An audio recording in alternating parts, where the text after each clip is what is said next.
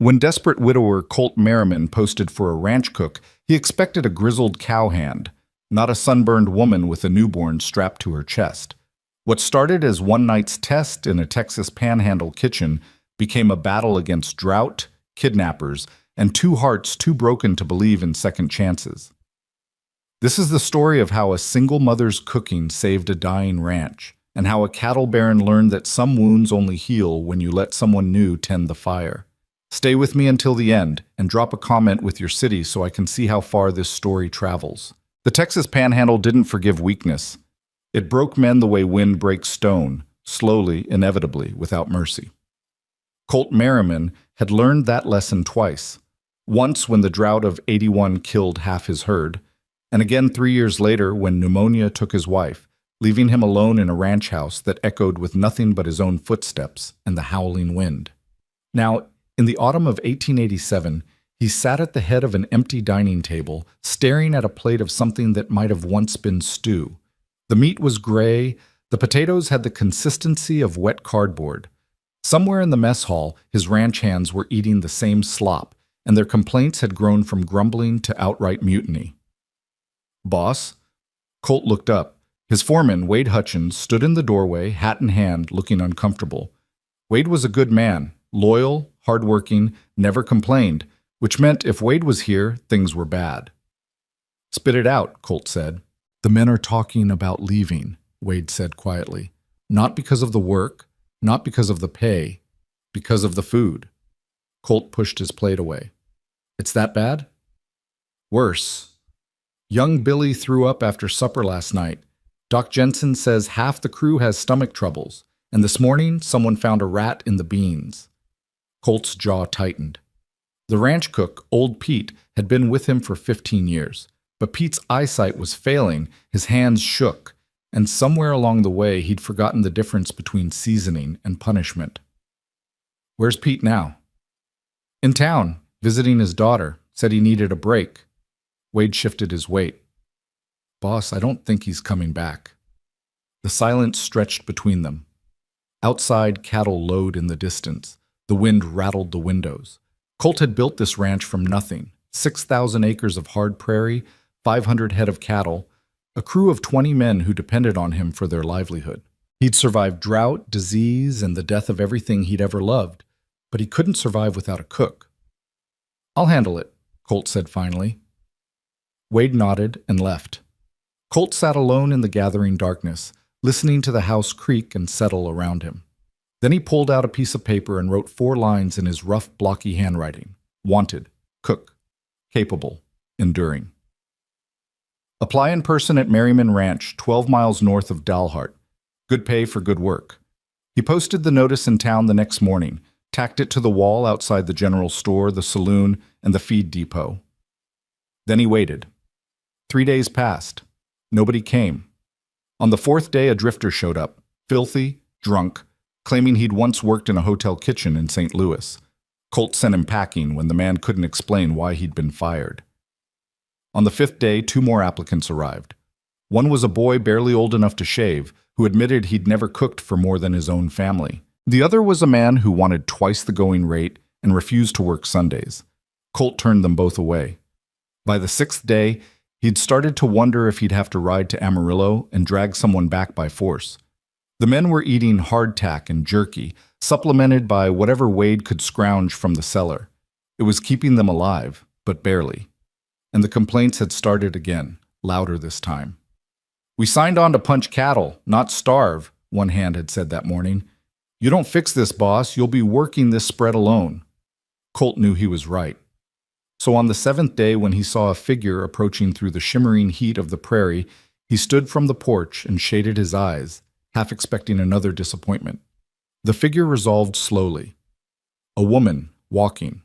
No horse, no wagon.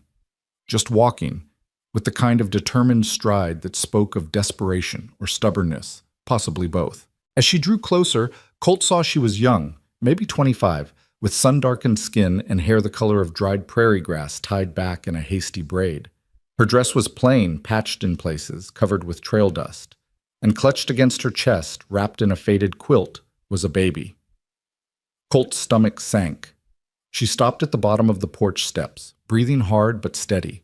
Up close, he could see the exhaustion in her face, the kind that came from walking too far on too little sleep, but her eyes were clear and determined, the color of creek water in summer. "Are you Mary, man?" she asked. "I am." "I'm here about the job." For a long moment, Colt just stared at her. Then he said, "You can't be serious." "I can cook," she said, "and I need a place to stay."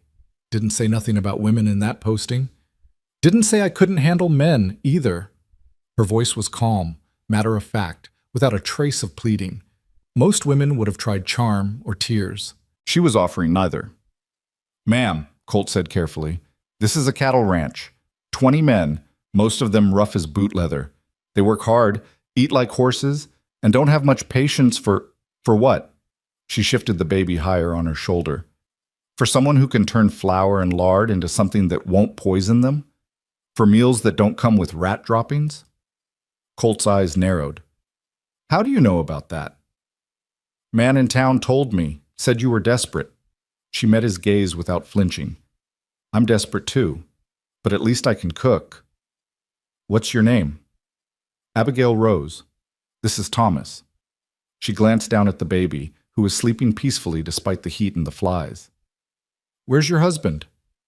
"Dead." The word landed flat and final between them. Colt knew that tone. He'd used it himself when people asked about his wife. "How'd you get here?" "Walked from Dalhart." "That's 12 miles." "I know."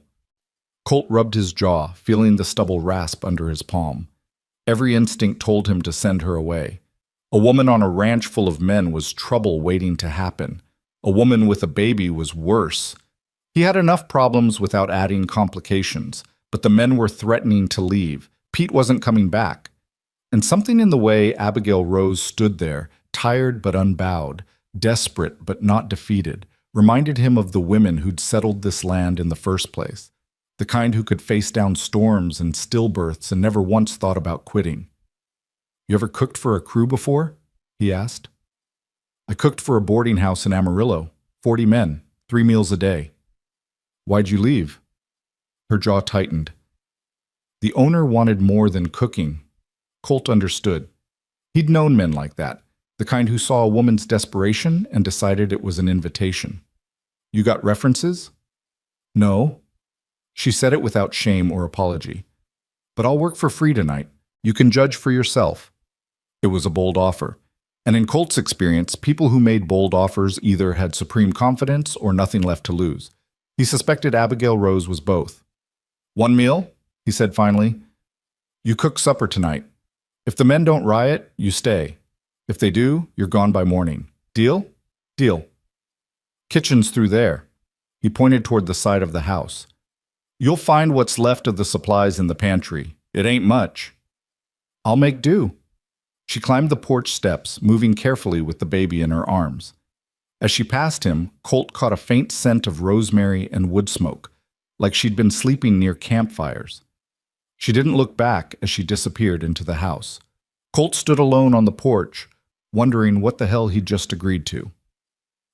By mid-afternoon, smoke was rising from the kitchen chimney.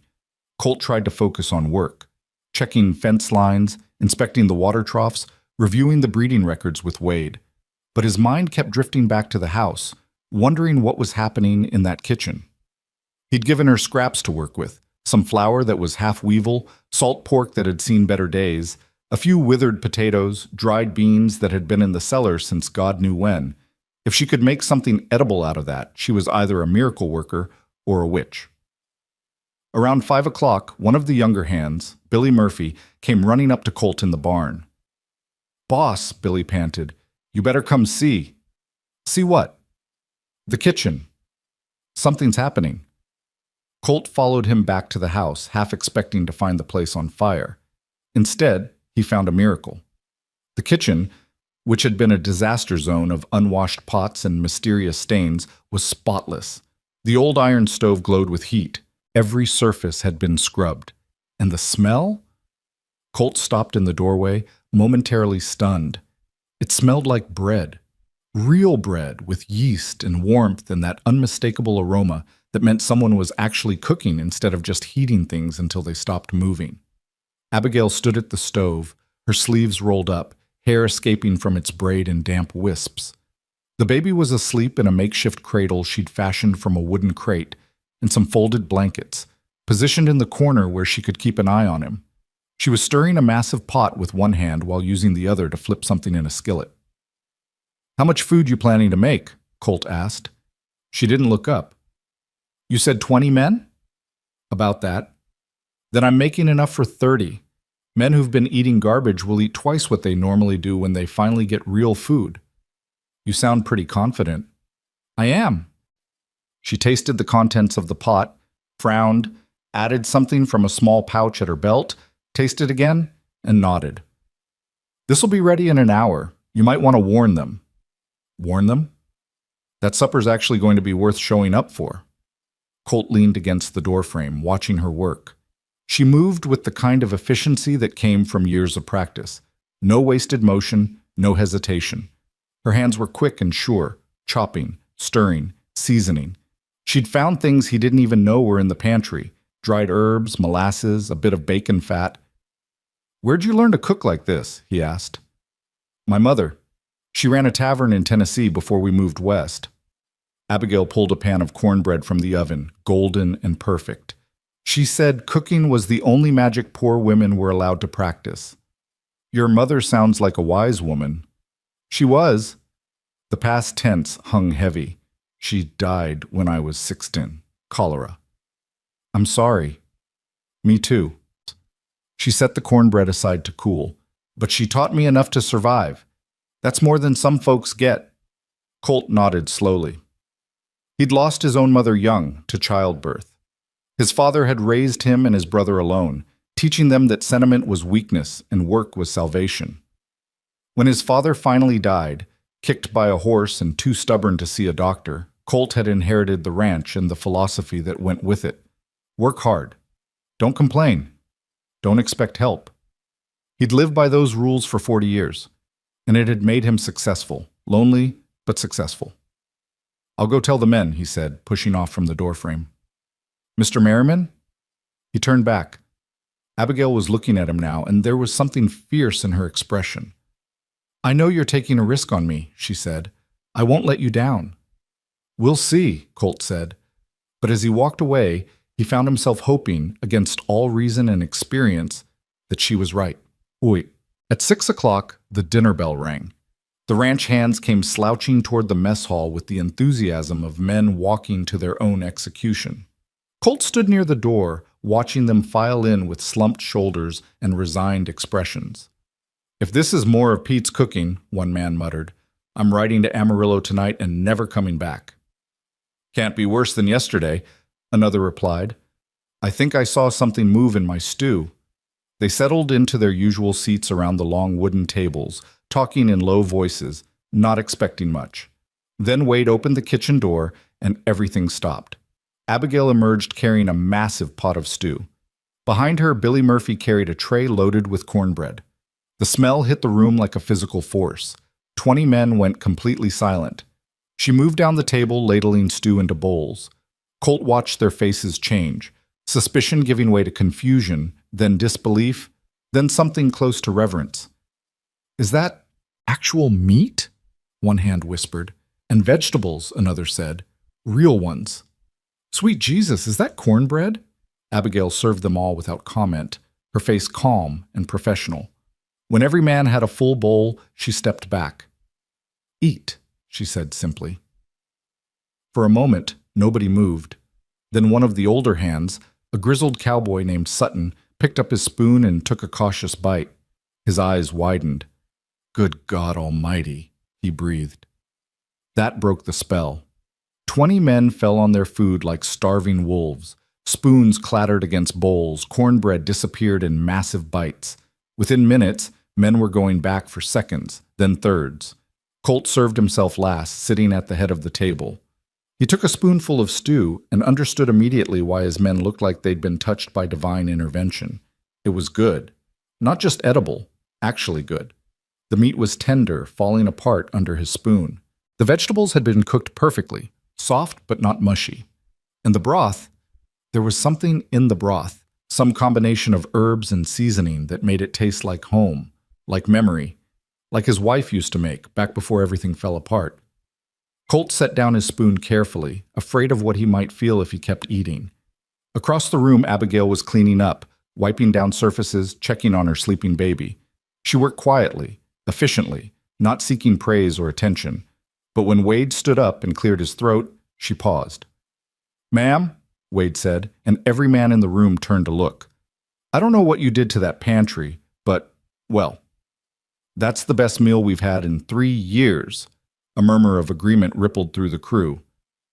"Best meal I've had in my life," Billy added, "and my ma's a fine cook." "Damn sight better than Pete," Sutton said. "No offense to Pete, but facts are facts." Abigail looked at them all, and for the first time since she'd arrived, Colt saw her smile. It was small, tired, but genuine. "Thank you," she said. "I'm glad you enjoyed it." "You staying?" Wade asked, glancing at Colt. "Boss, tell me she's staying." All eyes turned to Colt. He could feel the weight of their collective hope pressing against him. These were hard men, tough men, who rarely asked for anything. But they were asking now. Colt thought about the empty kitchen, the threat of mutiny, the long string of failures and disappointments that had led him to this moment. Then he looked at Abigail Rose, exhausted, determined, standing in his kitchen with a baby in a crate and nothing but her own skills to bargain with. "She's staying," Colt said. The cheer that went up shook the rafters. Men clapped and whooped, pounding the table with their fists. Abigail's smile widened, just a fraction, and Colt saw her shoulders relax for the first time since she'd arrived. "On one condition," Colt added, and the room quieted. "Nobody bothers her. She's here to cook, not to be courted or harassed or made uncomfortable. Any man who forgets that answers to me. Clear?" "Clear, boss," Wade said, and the others nodded their agreement. "Good. Now finish eating and get back to work. Those fences won't mend themselves." The men returned to their meals with renewed enthusiasm. Colt stood, carried his empty bowl to the kitchen, and found Abigail standing by the wash basin, staring out the window at the darkening prairie. "Thank you," she said quietly, "for giving me a chance. Thank you for not making me regret it." Colt set his bowl down. "You'll sleep in the spare room off the kitchen. It's small, but it's private. You and the baby should be comfortable enough." "That's generous. It's practical. Can't have you falling asleep in the stew because you're exhausted." He paused. "Breakfast is at 5, dinner at noon, supper at 6. You'll have Sundays off, and I'll pay you $20 a month plus room and board." Her eyes widened. "That's more than—" "That's what you're worth. Take it or leave it." "I'll take it." "Then we have a deal, Miss Rose." He extended his hand. She shook it, her grip firm and calloused. For just a moment their eyes met, and Colt felt something shift, some small adjustment in the foundation of his carefully ordered life. Then he released her hand and walked out into the night, leaving her alone with the dirty dishes and the sleeping baby and the kitchen that still smelled like hope. That night, Colt lay awake in his bed, staring at the ceiling. The house felt different. There was someone else living here now, someone who wasn't a hired hand or a temporary visitor. Abigail and her baby were just down the hall, separated from him by 2 thin walls and a lifetime of grief. He could hear her moving around, the soft sounds of someone settling into a new place. Water running, floorboards creaking, the muffled cry of the baby quickly soothed. Colt closed his eyes and tried to sleep, but memories kept surfacing. His wife, Sarah, had died in this house. In the bedroom across the hall, the one he'd locked up and never entered again. She'd been sick for weeks, burning with fever, coughing until she couldn't breathe. The doctor had tried everything, bloodletting, medicines, poultices, but nothing worked. In the end, she'd died on a cold November morning, with Colt holding her hand and promising things he knew he couldn't deliver. "Take care of yourself," she'd whispered. "Don't lock yourself away." But he had, because it was easier than facing the emptiness. Now, 3 years later, that emptiness had become so familiar, he'd almost forgotten what it felt like to have someone else in the house, to hear footsteps that weren't his own, to smell cooking that actually tasted like food instead of punishment. Around midnight, Colt heard his door creak open. He sat up, hand moving instinctively toward the rifle he kept beside the bed, But it was just Abigail standing in the doorway with a steaming cup in her hands. "I didn't mean to wake you," she said softly. "I heard you coughing earlier. Thought you might need this." She set the cup on his bedside table, then turned to leave. "What is it?" Colt asked. "Mint tea with honey and a few other things. It'll help with the cough." "I don't have a cough." "You do. I heard it during supper. You've been breathing shallow all evening." She paused in the doorway. "Drink it. Trust me." Then she was gone, disappearing back into the darkness of the hallway. Colt stared at the cup for a long moment. Steam rose from it in lazy spirals, carrying the scent of mint and something else, something herbal and faintly medicinal. He picked it up, took a cautious sip, and felt the warmth spread through his chest. It was good, soothing, and as he drank, he realized his chest did hurt a little, had been hurting for days. He'd ignored it, the way he ignored most things related to his own well-being. But Abigail hadn't ignored it. She'd noticed, she'd cared, and she'd done something about it. Colt finished the tea, set the cup aside, and lay back down. Within minutes, the tightness in his chest had eased. His breathing deepened, and for the first time in months, he fell asleep without spending hours staring at the darkness. Outside, the wind rattled the windows. The cattle lowed in their pens, and somewhere in the spare room off the kitchen, a woman who'd walked 12 miles with a baby in her arms finally allowed herself to believe she might have found something worth staying for. The next morning, Colt woke before dawn to the smell of coffee and frying bacon. He dressed quickly, splashed water on his face, and followed the smell to the kitchen. Abigail was already working, moving between the stove and the counter with practiced efficiency. The baby was awake, cooing softly in his makeshift cradle. "Morning?" Colt said. "Morning." She didn't look up from the eggs she was scrambling. "Coffee's on the table. Breakfast will be ready in 10 minutes. Colt poured himself a cup and sat down, watching her work. In the early morning light, he could see details he'd missed yesterday. The faint scar on her forearm, the calluses on her hands, the way she unconsciously hummed while she cooked. "How'd you sleep?" he asked.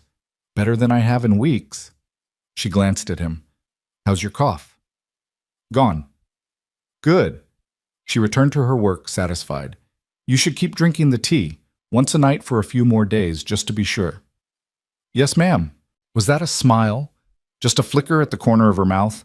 The mess hall bell rang at 5 o'clock sharp, and the men came stumbling in, most of them still half asleep. But when they saw the breakfast spread, eggs, bacon, biscuits, gravy, and fresh coffee, they woke up fast. "Lord have mercy," Sutton muttered. "It wasn't a dream." "Best start getting used to it," Wade said, grinning. "Miss Rose is sticking around." The men ate with the same enthusiasm they'd shown at supper, and Colt watched them transform. They sat up straighter, talked louder, smiled more. Good food did that. Reminded men they were human instead of just machines for working cattle. After breakfast, as the crew filed out to start their day, Wade lingered behind. "Boss," he said quietly, "can I have a word?" Colt nodded and they stepped out onto the porch. "I just wanted to say," Wade began, "bringing her on was the right call. The men are already talking about how this feels like a real ranch again instead of a prison camp." "It's just food, Wade." "No, sir, it's not." Wade looked out at the prairie where the sun was just starting to paint the sky in shades of gold and pink. "It's what food represents. It's care. Attention. Someone giving a damn whether we live or die." He turned back to Colt. "That woman, she's got a gift. And I think she might be exactly what this place needs." Colt wanted to argue, to insist that a good cook didn't change anything fundamental. But he couldn't. Because he'd woken up this morning without a cough, in a house that smelled like coffee instead of dust, and for the first time in 3 years, he hadn't felt completely alone. "Just make sure the men remember what I said," Colt replied. "She's here to work, not to be bothered." "Yes, sir." Wade headed off to supervise the day's work, leaving Colt alone with his thoughts. Through the kitchen window, he could see Abigail washing dishes, the baby strapped to her back in some kind of sling she'd fashioned. She was singing softly, something he couldn't quite make out, but it had the rhythm of an old hymn. Colt turned away and walked toward the barn, telling himself that nothing had changed. But deep down, he knew that was a lie. Everything had changed, and he wasn't sure if that terrified him or gave him hope. 3 weeks passed like water through cupped hands, too fast to hold, but slow enough to notice every drop. The ranch transformed in ways both subtle and profound. The mess hall, once a place of silent suffering, became somewhere men actually wanted to be. They showed up early for meals, lingering over coffee, talking and laughing in ways they hadn't in years. Abigail fed them cornbread that melted on the tongue, stews rich with herbs nobody could name, biscuits so light they seemed to defy gravity itself. But it wasn't just the food that changed things. One morning, Colt found her behind the barn, on her knees in the dirt, the baby asleep nearby in a basket she'd woven from prairie grass. She'd cleared a small patch of earth and was pressing seeds into the soil with careful fingers. "What are you doing?" he asked. She didn't look up. "Planting." "I can see that. What are you planting?" "Herbs, mint, sage, thyme, rosemary, maybe some vegetables if there's time before the first freeze." She sat back on her heels, brushing dirt from her hands. "A kitchen garden.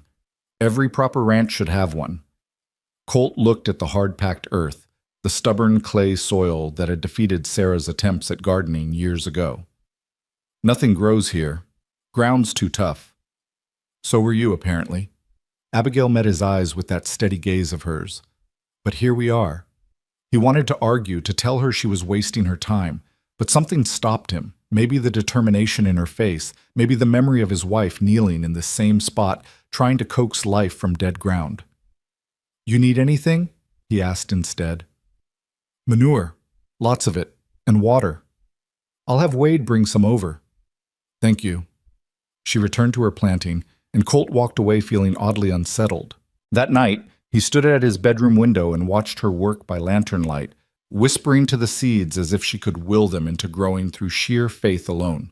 It was foolish, impractical, a waste of effort. But 2 weeks later, when the first green shoots pushed through the soil, Colt found himself checking the garden every morning, watching those impossible plants reach toward the sun. The men noticed too. They'd pause on their way to work, staring at that small patch of defiant green in the middle of all that brown. Some of them started helping, bringing water, building a low fence to keep out the rabbits, asking Abigail what she needed. "It's like she's teaching the ground to hope again," Billy said one evening, his young face serious in the firelight. Colt didn't reply, but he understood, because he felt it too, that dangerous, foolish thing called hope, creeping in through the cracks in his carefully maintained armor. The real trouble started on a Tuesday. Colt was in the north pasture, checking the cattle, when one of the younger hands came galloping up on horseback, his face pale. "Boss, it's Tommy Wilson. He's bad sick." Colt's gut clenched. Tommy was barely 19, fresh from Kansas, still learning the ropes. "What happened?" "Don't know. He was fine this morning. Then around noon he started shaking and sweating. Now he can't even stand up. Wade thinks maybe he ate something poisonous." Colt was already moving toward his horse. "Get Doc Randall from town." "That's 2 hours there and 2 hours back, boss. I don't think Tommy's got 4 hours." Colt swung into the saddle, his mind racing through options. They were too far from town, too isolated. If Tommy had been poisoned by bad water or toxic plants, they needed help now. When they reached the ranch house, Colt found Tommy lying in the bunkhouse, convulsing. His skin was gray, his lips blue. Foam flecked the corners of his mouth. Wade and 2 other hands were trying to hold him down. "Jesus," Colt breathed. "It's spurgeweed," Wade said grimly.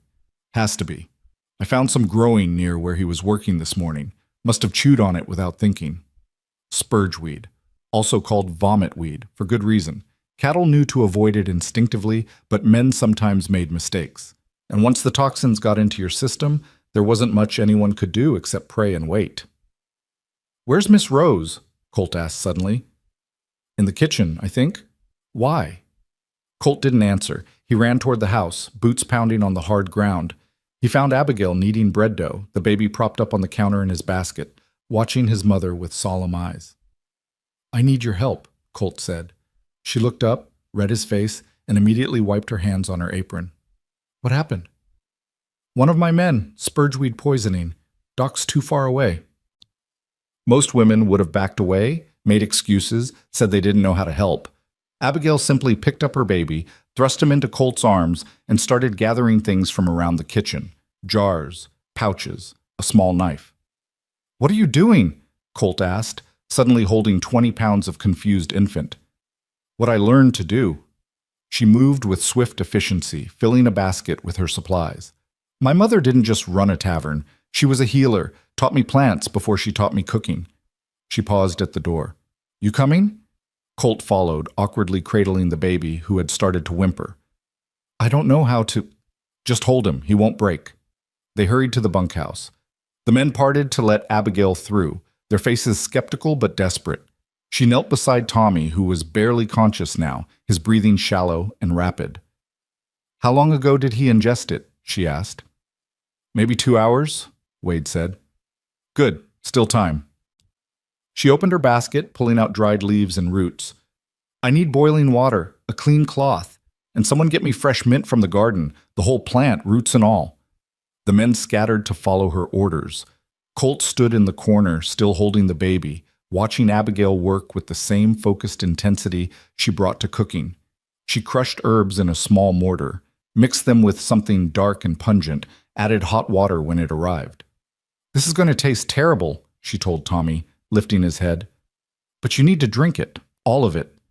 Tommy tried to turn his face away, but she was firm, coaxing and commanding in equal measure. Somehow, she got most of the mixture down his throat. Then she pressed a cool cloth to his forehead and began massaging his abdomen in slow circles. "What's that supposed to do?" Sutton asked. "Help his body expel the poison. The herbs will make him vomit. That's good. It means the toxins are coming out." She worked steadily, never stopping, her lips moving in what might have been prayer or memory.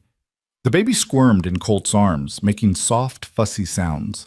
Without thinking, Colt started rocking gently, the way he'd seen Abigail do. The baby quieted, gripping Colt's finger with surprising strength. For the next 3 hours, Abigail didn't leave Tommy's side. She made him drink more of her bitter medicine. She kept him cool when he burned with fever, warm when he shook with chills. Twice, he vomited violently, green bile that reeked of poison, and each time she cleaned him up without complaint, telling him he was doing well, that his body was fighting. Around midnight, Tommy's breathing finally evened out. The gray cast left his skin. His eyes opened, confused but clear. What happened?" he croaked. "You tried to die," Abigail said gently, "but we wouldn't let you." A ragged cheer went up from the men who'd been watching all night. Wade clapped Colt on the shoulder so hard the baby startled and began to cry. "She saved him," Wade said, his voice rough with emotion. "By God, she actually saved him." Abigail stood slowly, swaying with exhaustion. Her dress was stained with vomit and sweat. Her hair had come completely loose. She looked like she'd been through a battle, which, Colt supposed, she hissed. "He needs rest," she said, "and water. Small sips, nothing heavy for a few days." She turned to Colt. "Can I have my son back now?" Colt looked down and realized he'd been holding the baby for hours. Thomas had fallen asleep against his chest, one tiny fist curled into Colt's shirt. Something shifted in Colt's chest, something painful and tender at the same time. "Yeah," he said quietly, carefully transferring the sleeping baby back to his mother. "Yeah, of course." Their hands brushed during the exchange, and for just a moment Abigail's fingers lingered against his. Then she pulled away, cradling Thomas close. "Thank you," she said, "for trusting me." "Thank you," Colt replied, "for knowing what to do." She smiled, tired but genuine. Then she walked out of the bunkhouse, back toward the main house, leaving behind a room full of men who looked at her with something close to awe. "Boss," Billy said into the silence, "where the hell did you find her?" Colt thought about Abigail appearing out of the prairie dust, desperate and determined, offering to work for free just for a chance. "She found me," he said. That night, Colt couldn't sleep. His arms still felt strange, like they remembered the weight of the baby. His hand still tingled from where Abigail's fingers had touched his. He got up, pulled on his pants, and walked through the quiet house. He found himself standing outside the locked bedroom, Sarah's room. He hadn't opened that door in 3 years. Couldn't bear to see the space where she'd died, the bed where he'd held her as she slipped away. But tonight, with the memory of life instead of death fresh in his mind, he turned the key. The room was exactly as he'd left it, dusty, frozen in time, like a museum to grief. Sarah's hairbrush on the dresser, her shawl draped over the chair. The bed, made up with sheets that would never be slept in again. Colt stood in the doorway, waiting for the usual wave of pain. But it didn't come. Instead, he felt something else, something softer, sadder, but not quite as sharp. "I think I'm starting to let go," he whispered to the empty room. "I didn't mean to, but she's here now and—" He stopped. What was he saying? What was he admitting? "I don't know what I'm doing," he said finally, "but I think you'd like her. She's stubborn as hell. Wouldn't take no for an answer, kind of like you." The room offered no response, just dust motes floating in the moonlight. Colt stood there for a long moment, then quietly closed the door. He didn't lock it this time. Down the hall, Abigail heard the click of the door closing. She'd been awake, feeding Thomas, and the sound carried clearly through the quiet house.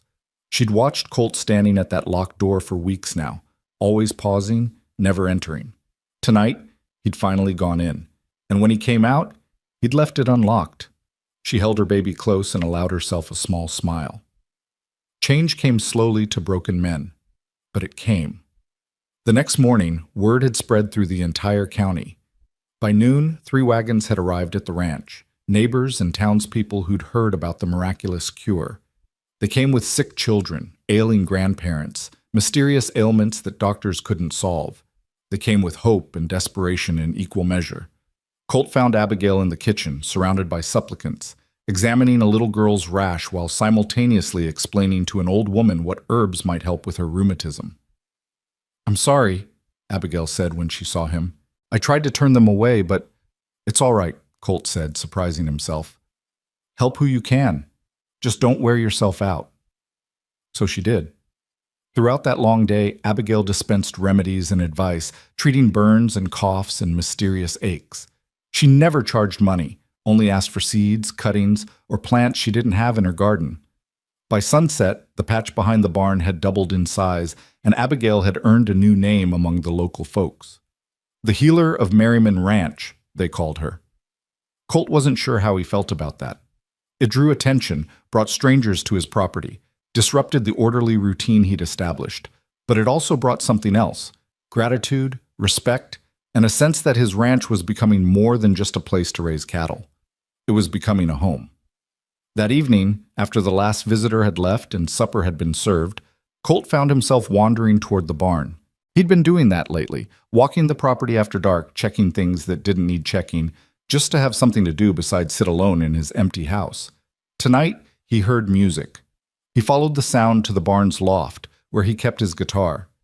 He hadn't touched the instrument in 3 years, not since the day he'd buried Sarah. Music had felt like a betrayal somehow, like enjoying something meant forgetting her. But someone was playing it now. He climbed the ladder quietly and found Abigail sitting in the hay, his guitar cradled in her lap, picking out a simple melody. She wasn't particularly skilled, her fingers fumbled on some of the chords, but she was trying. "I'm sorry," she said when she noticed him. "I heard it up here and I couldn't resist. I'll put it back." "No," Colt said. "Keep playing."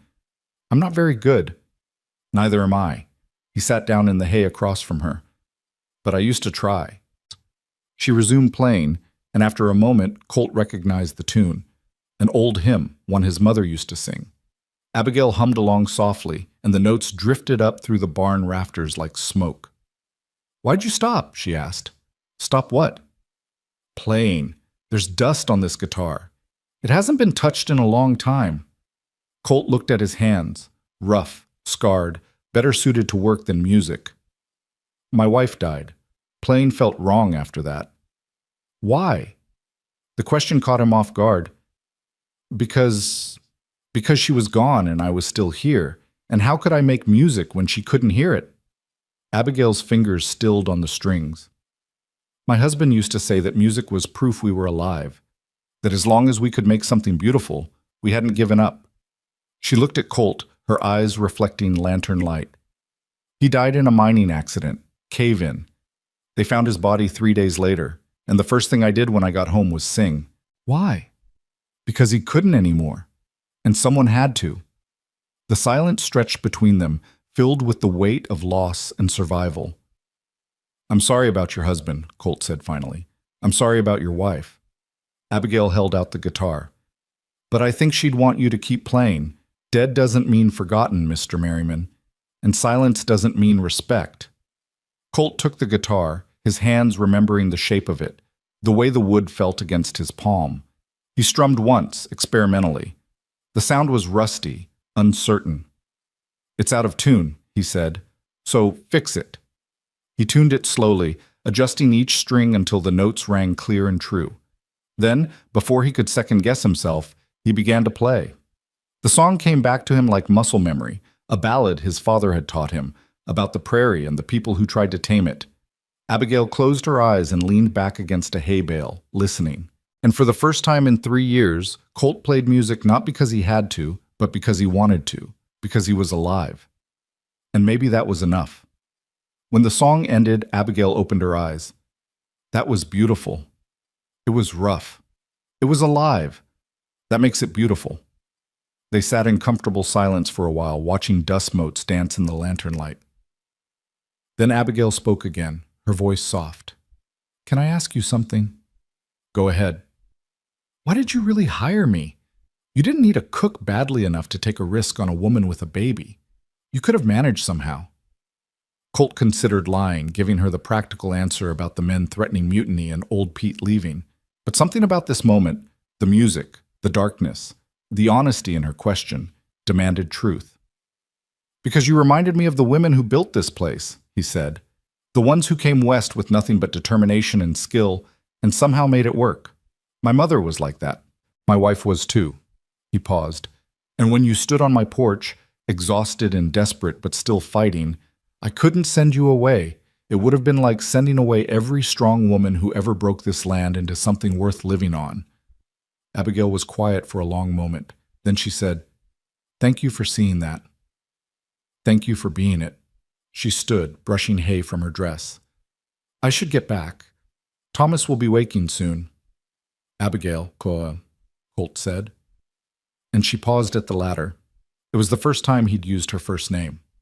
You're more than a cook, you know that, right? What you did today, saving Tommy, helping all those people, that's something rare. It's just plants and patience, Mr. Merriman. Call me Colt. Her eyebrows rose slightly. That wouldn't be proper.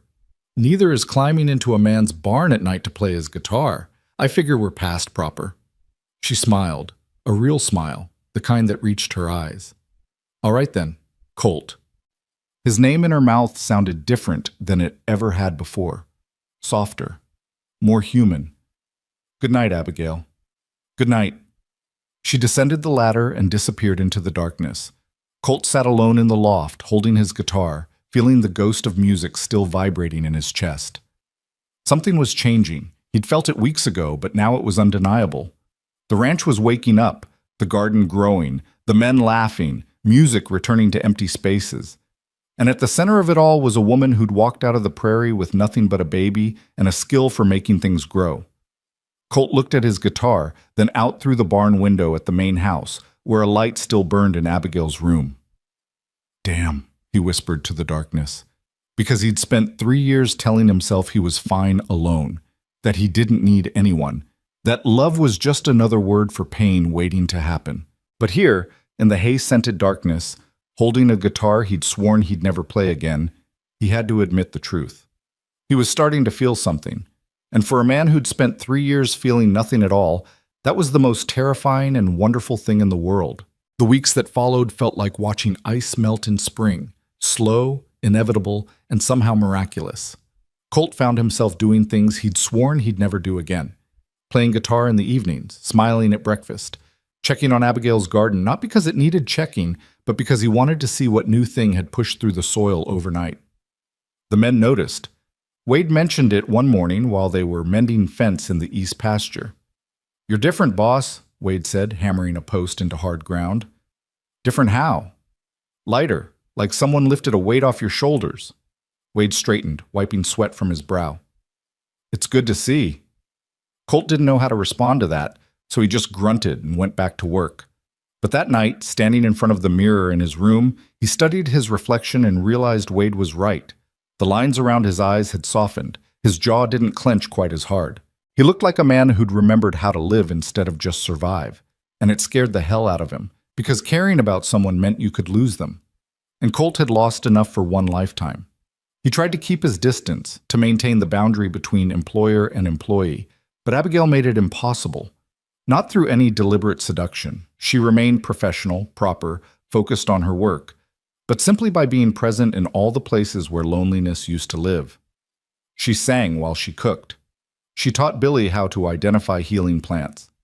She sat on the porch in the evenings, nursing Thomas while the sun set, and the sight of her there, serene, maternal, utterly at peace, made Colt's chest ache with something he didn't want to name. One evening in late October, after a particularly good meal of roasted chicken and honey-glazed carrots, Colt found himself lingering in the kitchen doorway, watching Abigail clean up. "You need something?" she asked without turning around. "Just wondering where you learned to cook like that." "I told you. My mother. Your mother must have been remarkable." She was. Abigail scrubbed a pot with fierce concentration. She could make people feel loved just by feeding them. Said it was a kind of magic, turning flour and water into communion. "Is that what you're doing? Making us feel loved?" The question came out harsher than he'd intended, defensive and almost accusatory. Abigail set down the pot and turned to face him, her expression unreadable.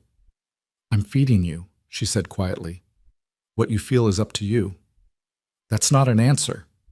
It's the only one I have." They stared at each other across the kitchen, something unspoken crackling in the air between them. Then Thomas started crying from the other room, and the moment shattered. "Excuse me," Abigail said, drying her hands and brushing past him. Colt stood alone in the kitchen, listening to her soothe the baby, and wondered why he'd picked a fight when what he really wanted was to tell her thank you. "Thank you for being here. Thank you for making this place feel alive again. Thank you for making me remember I'm still human." But the words stuck in his throat, trapped behind 3 years of practiced isolation. So instead, he walked outside into the cold October night and let the wind cut through him until he couldn't feel anything at all. The drought came like a thief in the night, gradual, insidious, unstoppable. November brought no rain. The grass, already sparse, turned brown and brittle. The creek that ran through the property slowed to a trickle, then dried up completely. Cattle that had been sleek and healthy started to thin out, their ribs showing through hide that had lost its shine. Other ranchers in the county were selling off their herds, cutting their losses before things got worse. But Colt had been through droughts before. He knew how to conserve, how to ration water, how to keep animals alive through sheer stubbornness and careful management. What he wasn't prepared for was watching them die anyway. It started with the calves, the youngest, weakest animals. They stopped eating, stopped moving, just stood with their heads down until they collapsed. Then it spread to the older cattle. One morning, Colt found 6 head dead in the north pasture, their bodies already bloating in the unseasonable heat. "Boss," Wade said, his voice grim, "this ain't natural. Drought doesn't kill cattle this fast." "Then what is it?" Wade shook his head. "Wish I knew." That night, Colt sat at his desk, going over the books. The numbers were brutal. Every dead cow was money lost, feed wasted, investment destroyed. If this kept up, he'd lose the ranch by spring. A knock at the door pulled him from his calculations. Abigail stood there, holding a cup of coffee and looking worried. "You missed supper," she said. "Wasn't hungry." "You need to eat." "I need to figure out what's killing my cattle." She set the coffee down and moved to the window, looking out at the dark prairie. "May I see one of the dead animals?" Colt frowned. "Why?" "Because I might be able to help." "You're a cook, not a veterinarian." "I'm also someone who knows plants and poisons." She turned to face him. "And I'm someone who's asking you to trust me. Again." The memory of Tommy Wilson, gray-faced and dying, flashed through Colt's mind. Abigail had saved him when no one else could. "All right," he said, standing. "But we go now. The coyotes will get to them by morning." They rode out together under a sky so clear and cold the stars looked like ice chips. Thomas was asleep back at the house, watched over by Billy Murphy, who'd volunteered without being asked. The prairie stretched around them, dead grass rustling in the wind like whispered warnings. When they reached the north pasture, Colt led Abigail to where the most recent deaths had occurred. The bodies were stiff now, eyes glazed, tongues swollen. In the moonlight, they looked almost peaceful. Abigail dismounted and approached the nearest carcass, her face set in concentration. She examined the mouth, the eyes, the distended belly. Then she walked the pasture, using Colt's lantern to study the ground, the remaining grass, everything the cattle might have eaten. After 20 minutes, she knelt beside a particular clump of weeds, touching the leaves with careful fingers. "Here," she said. Colt came to stand beside her. The plant looked unremarkable, small, scrubby, with narrow leaves and tiny white flowers. "That's spurgeweed," Colt said. "Same thing that poisoned Tommy, but cattle know to avoid it." "Most of the time, yes, but look at the rest of your pasture. There's almost nothing else to eat. The drought killed the good grass, and now this is all that's left." She pulled up a plant by the roots, showing him the extensive underground network. Spurgeweed has deep roots. It survives when other plants die. And desperate, hungry cattle will eat anything. Colt felt ice settle in his stomach. So they're poisoning themselves. Yes. And it's only going to get worse unless we do something. What can we do? I can't make it rain. I can't make good grass grow. Abigail stood still holding the spurgeweed, her dress fluttering in the cold wind. "No, but I can make medicine.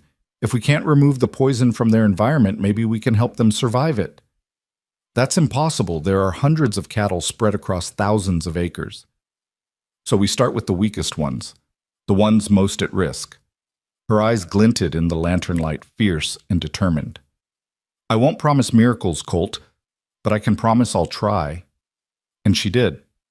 For the next 2 weeks, Abigail worked like someone possessed. She transformed the kitchen into an apothecary, filling it with drying herbs, bubbling pots, and strange mixtures that smelled of earth and bitterness. She ground bark from the cottonwood trees near the dried-up creek, mixed it with ash from the fireplace and certain plants from her garden. The result was a thick gray paste that looked like mud and smelled worse. "The cattle won't eat that," Wade said doubtfully. "They will when you mix it with molasses," Abigail replied, already preparing the next batch. She was right.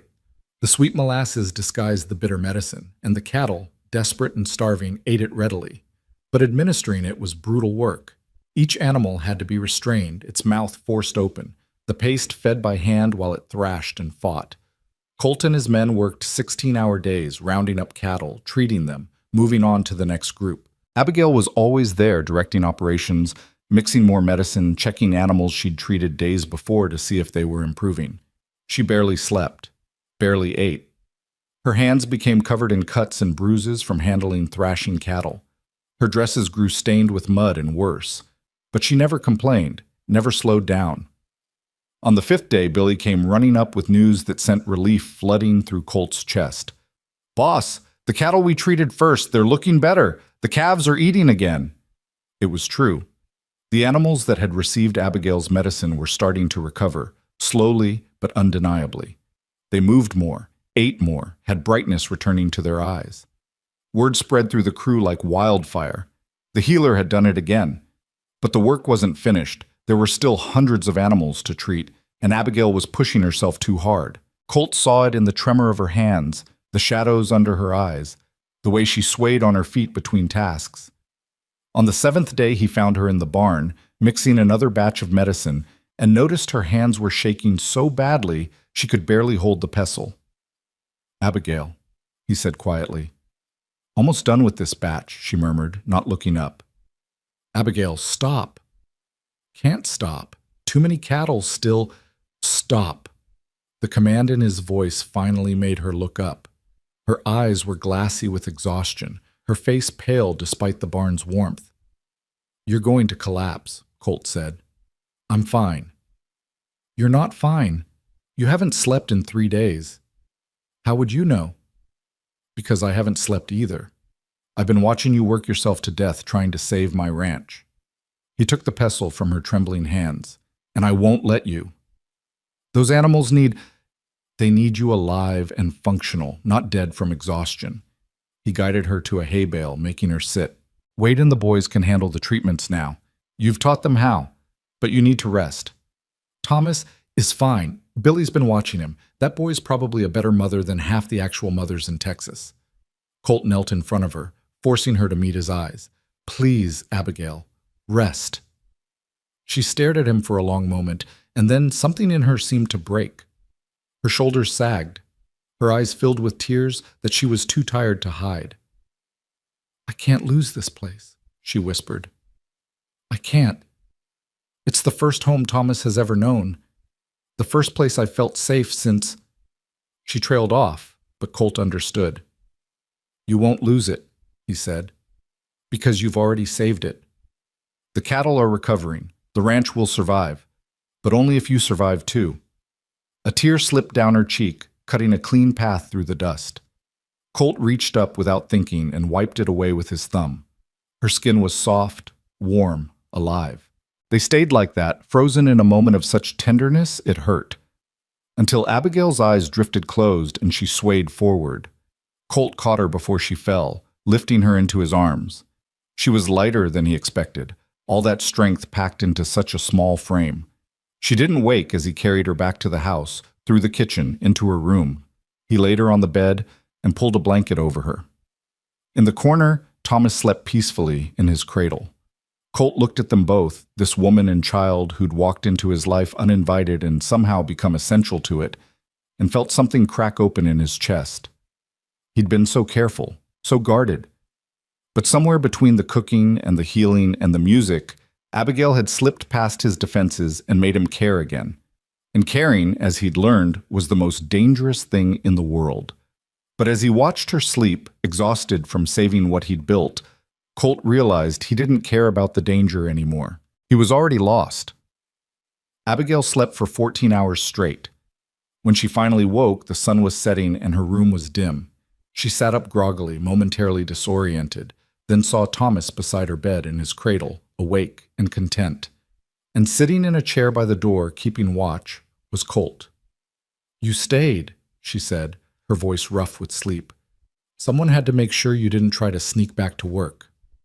The cattle are fine. Wade's been treating them. We've covered almost the entire herd. He stood, stretching muscles stiff from sitting. You did it, Abigail. You saved them. She closed her eyes, relief washing over her in waves. When she opened them again, Colt was standing closer, looking at her with an expression she couldn't quite read. Thank you, he said quietly, for everything you've done. For this ranch, for my men, for me. You're welcome. I mean it. I don't know what I did to deserve you showing up on my doorstep, but you gave me a chance, Abigail interrupted, when I had nothing and no one. You took a risk on a desperate woman with a baby, and you treated us with dignity and respect. She held his gaze. That's what you did to deserve it. The air between them felt charged, heavy with things unsaid.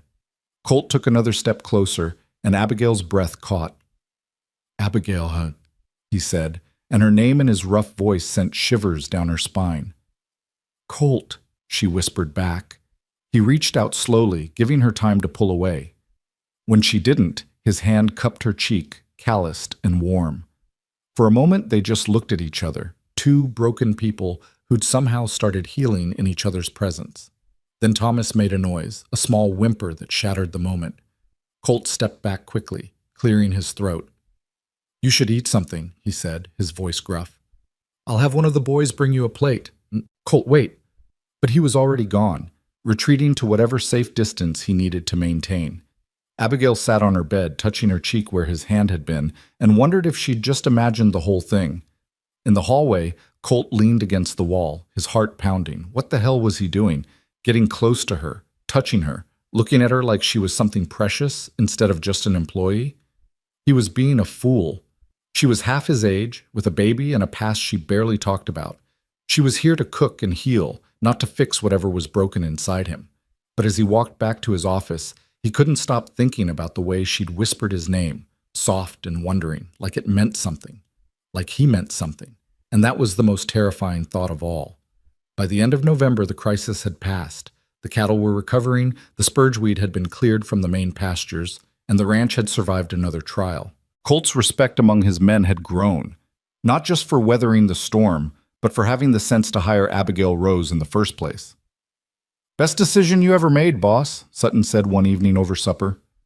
"That woman's worth her weight in gold." "Worth more than that," Wade added.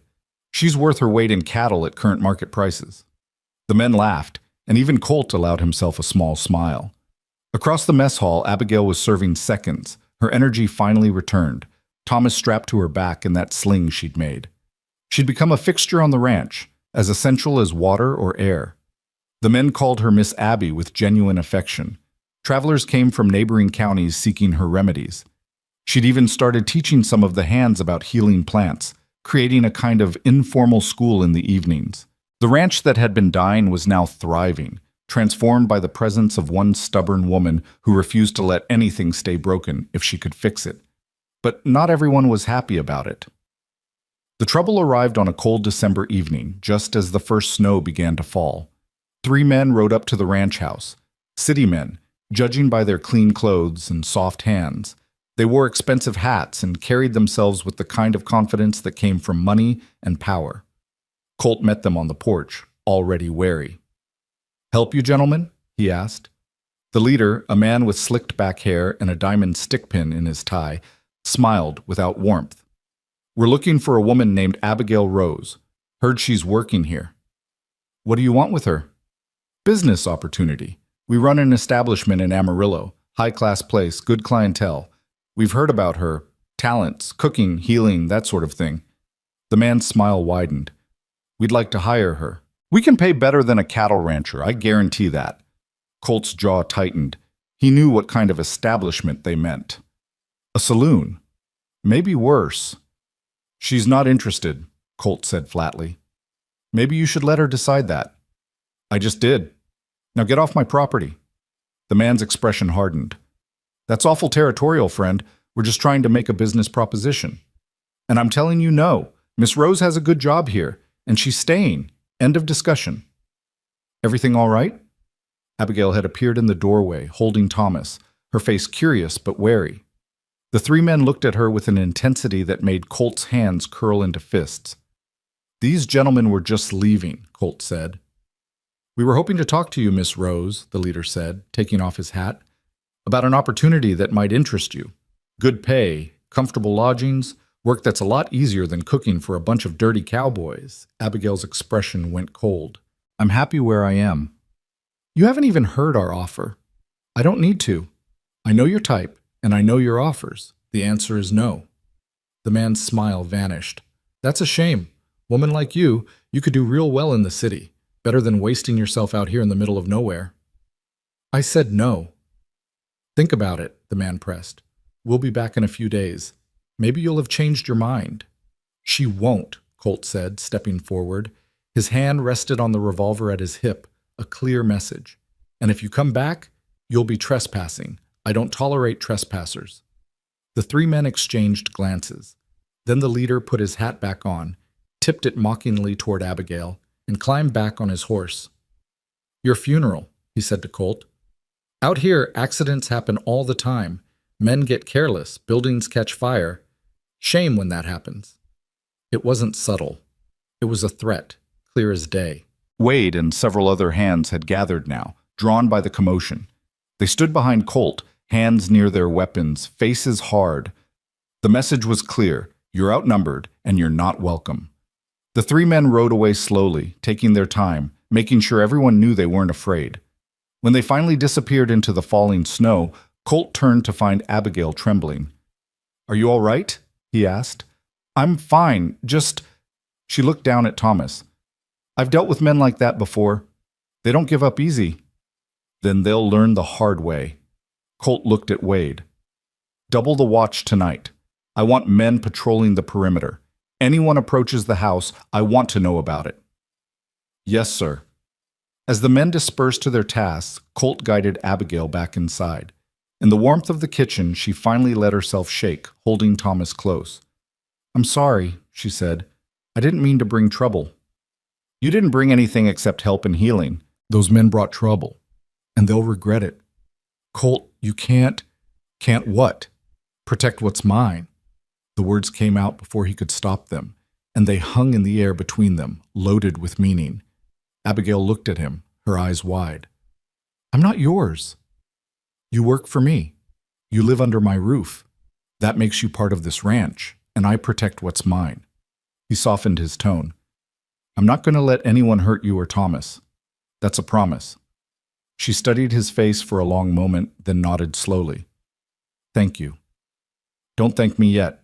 Something tells me those bastards meant what they said about coming back." He was right. They came 3 nights later, and they came with violence in mind.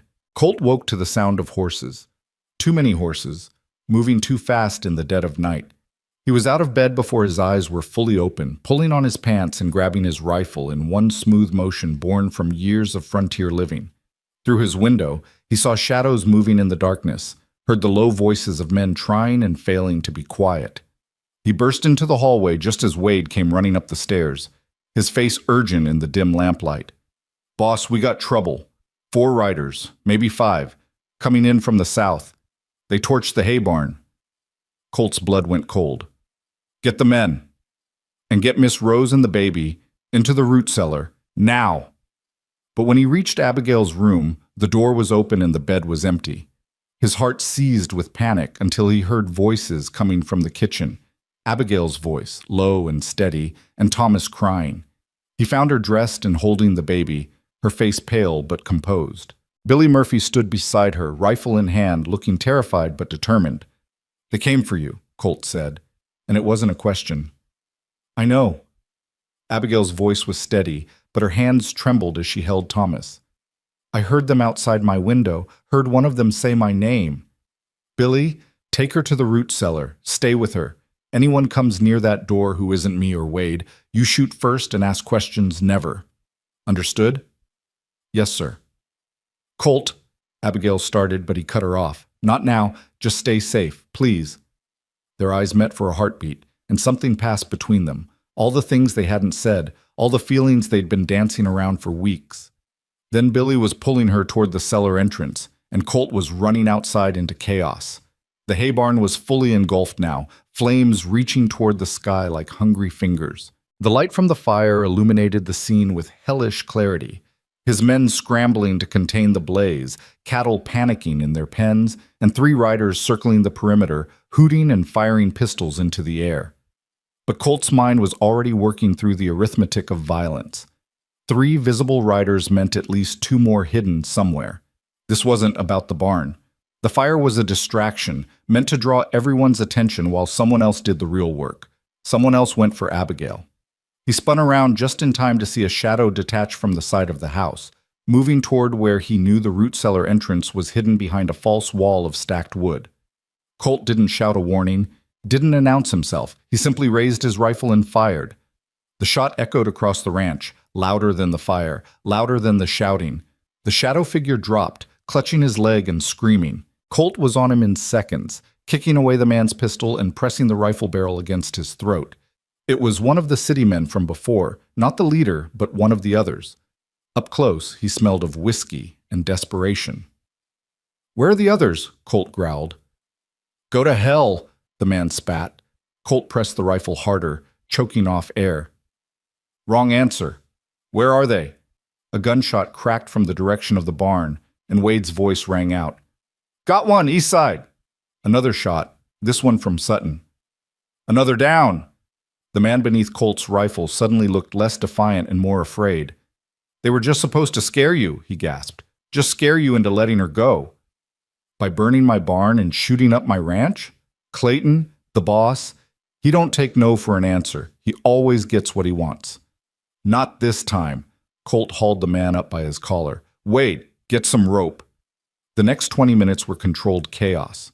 Colt's men rounded up the attackers, 5 in total, including the wounded man Colt had caught. The leader, Clayton, was among them. His expensive clothes now torn and dirty, his face twisted with rage. "You made a big mistake, Merriman," Clayton snarled as Wade tied his hands. "You don't know who you're dealing with. I have friends in Amarillo, powerful friends. They'll—" Colt hit him. Not hard enough to break anything, but hard enough to shut him up. The man's head snapped back, blood trickling from his split lip. Here's what's going to happen, Colt said, his voice cold as winter steel. You and your men are going to sit in my barn, the one that's not on fire, until the sheriff arrives in the morning. Then you're going to tell him everything about tonight. The arson, the trespassing, the attempted kidnapping. And if you're real lucky, you'll only spend the next 10 years in prison instead of hanging. Kidnapping? Clayton laughed, spitting blood. We weren't kidnapping anyone. We were making a business offer. At 3 in the morning, with guns and fire? Colt leaned in close. I don't care how powerful your friends are. Out here, on my land, I'm the law, and I say you're done. He turned to Wade. Lock them up. Post guards. Anyone tries to escape, shoot them in the leg. I'm tired of killing, but I'm willing to maim. With pleasure, boss. As Wade and the others hauled the prisoners away, Colt finally allowed himself to breathe. The hay barn was still burning. They'd have to let it burn out, focus on keeping the fire from spreading. But his house was safe. His men were safe. And Abigail... He ran to the root cellar, his heart pounding. Billy, it's me. It's over. The door opened slowly and Billy emerged first, rifle still raised, eyes wild with adrenaline. Then came Abigail, clutching Thomas to her chest, her face streaked with tears she hadn't allowed herself to shed until now. Are you hurt? Colt asked, his hands hovering near her shoulders, wanting to touch but afraid to. We're fine. Billy protected us. Her voice shook. But the barn, the fire, just a building, just hay. Everything that matters is still here. He finally gave in and touched her face, tilting it up to meet his eyes. You're still here. She leaned into his hand for just a moment, closing her eyes. When she opened them again, they were full of anguish. This is my fault, she whispered. If I hadn't come here, none of this would have happened. Those men wouldn't have... Stop. Colt's voice was firm. Those men made a choice, a stupid, violent choice. That's on them, not you. But they came because of me. They came because they're used to taking what they want, and they learned tonight that doesn't work here. He stroked her cheek with his thumb, a gesture so tender it made his chest ache. You didn't bring trouble, Abigail. You brought life. Those are two very different things. Thomas chose that moment to wail, exhausted and frightened by the chaos. Abigail shifted him to her shoulder, patting his back in that automatic way mothers did. Let's get you both inside, Colt said. It's going to be a long night, but it's over now. But even as he said it, he saw the doubt in her eyes, the fear that maybe she was a burden, a liability, more trouble than she was worth. And in that moment, Colt made a decision, one that terrified him, but felt more right than anything had in 3 years. He was going to make her stay. Not as an employee, not as a temporary solution to a problem, but as something permanent, something real. He just had to figure out how to tell her that without scaring her away. The sheriff arrived at dawn, a grizzled man named Carson who'd known Colt for 20 years. He took statements, examined the burned barn, and looked at the 5 prisoners with the expression of someone deeply tired of human stupidity. These boys are going away for a long time, Carson said, sitting on Colt's porch with a cup of coffee. Arson, attempted kidnapping, assault, that's enough to hang them, honestly. But I'll let a judge decide. What about their boss? Colt asked. Clayton mentioned powerful friends in Amarillo. Carson spat over the porch rail. Clayton Murdoch, son of a banker, thinks money makes him untouchable. His daddy's tried to buy him out of trouble before, but this time he went too far. He looked at Colt seriously. You did right standing your ground.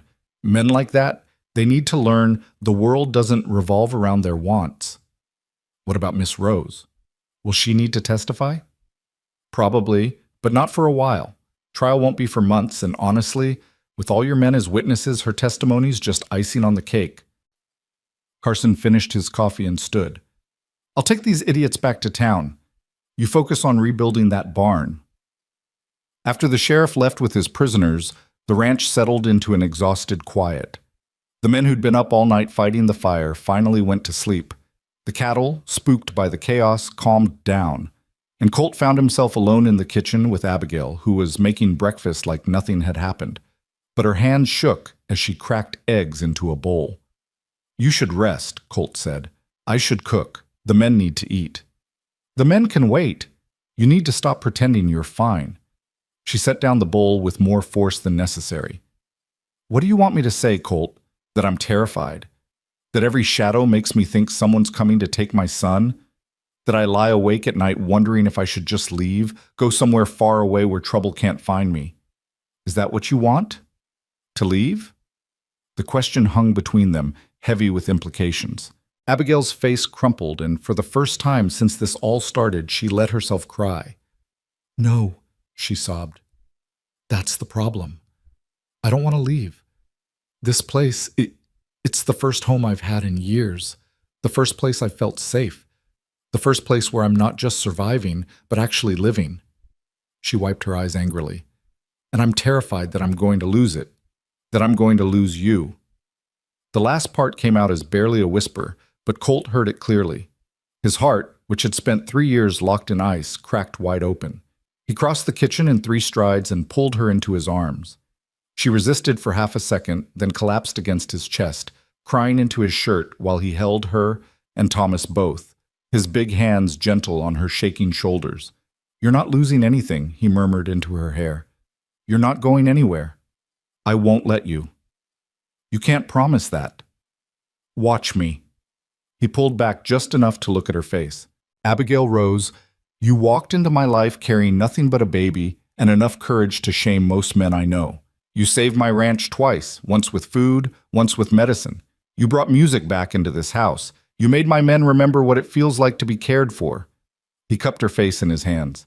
"And somewhere along the way you made me remember what it feels like to be alive." "Colt, I'm not finished. I know I'm twice your age. I know I'm broken in ways that might never fully heal. I know I've got no right to ask you for anything more than what you've already given." He took a shaky breath. "But I'm asking anyway. Stay. Not as my cook. Not as my employee. Stay as—" He couldn't finish the sentence. The words were too big, too terrifying. But Abigail understood. Her tears had stopped, and she was looking at him with an expression that made his breath catch. Wonder and hope and fear all mixed together. "As what?" she whispered. "As mine," he said simply. "As someone I get to protect and care for. As someone who belongs here, not because she has nowhere else to go, but because this is where she wants to be." "And you?" she asked. "Where do you belong?" "Wherever you are." The words were out before he could stop them, raw and honest and more vulnerable than he'd been in years. Abigail's eyes widened, then filled with fresh tears, but these were different. These were happy. "I'm scared," she admitted. "Me too." "I don't want to replace your wife. I could never—" "You're not replacing anyone. You're something entirely new." He stroked her cheek. "Sarah was my past. She'll always be part of me. But you're my future, if you'll have me." Thomas, still between them, made a gurgling sound that could have been approval or protest. Abigail laughed through her tears, the sound watery but genuine. "My son seems to think it's a good idea," she said. "Smart boy." "But Colt, this is crazy. We barely know each other. I've only been here a few months. I've known men for 20 years who I understand less than I understand you. Time isn't what matters. It's whether we're willing to try." She studied his face, and Colt let her look. Let her see all the scars and rough edges and broken places he usually kept hidden. Let her see the man beneath the cattle baron, the widower beneath the boss, the lonely soul beneath the hard exterior. "Okay," she said finally. "Okay? Okay, I'll stay. I'll try. She took a deep breath. "I'll be yours, if you'll be mine." Colt smiled, really smiled. For the first time in so long, he'd forgotten what it felt like. Deal. He wanted to kiss her. God, he wanted to kiss her more than he'd wanted anything in years. But Thomas was between them, and the moment felt too fragile, too new. So instead, he pressed his forehead against hers, breathing in her scent of rosemary and wood smoke, and something uniquely her. "We'll figure this out," he murmured. "One day at a time." "One day at a time," she agreed. And for the first time since her husband had died in that mind collapse, Abigail let herself believe that maybe, just maybe, she'd found something worth building a future on. The weeks that followed were strange and wonderful and occasionally awkward, as Colt and Abigail navigated their new relationship.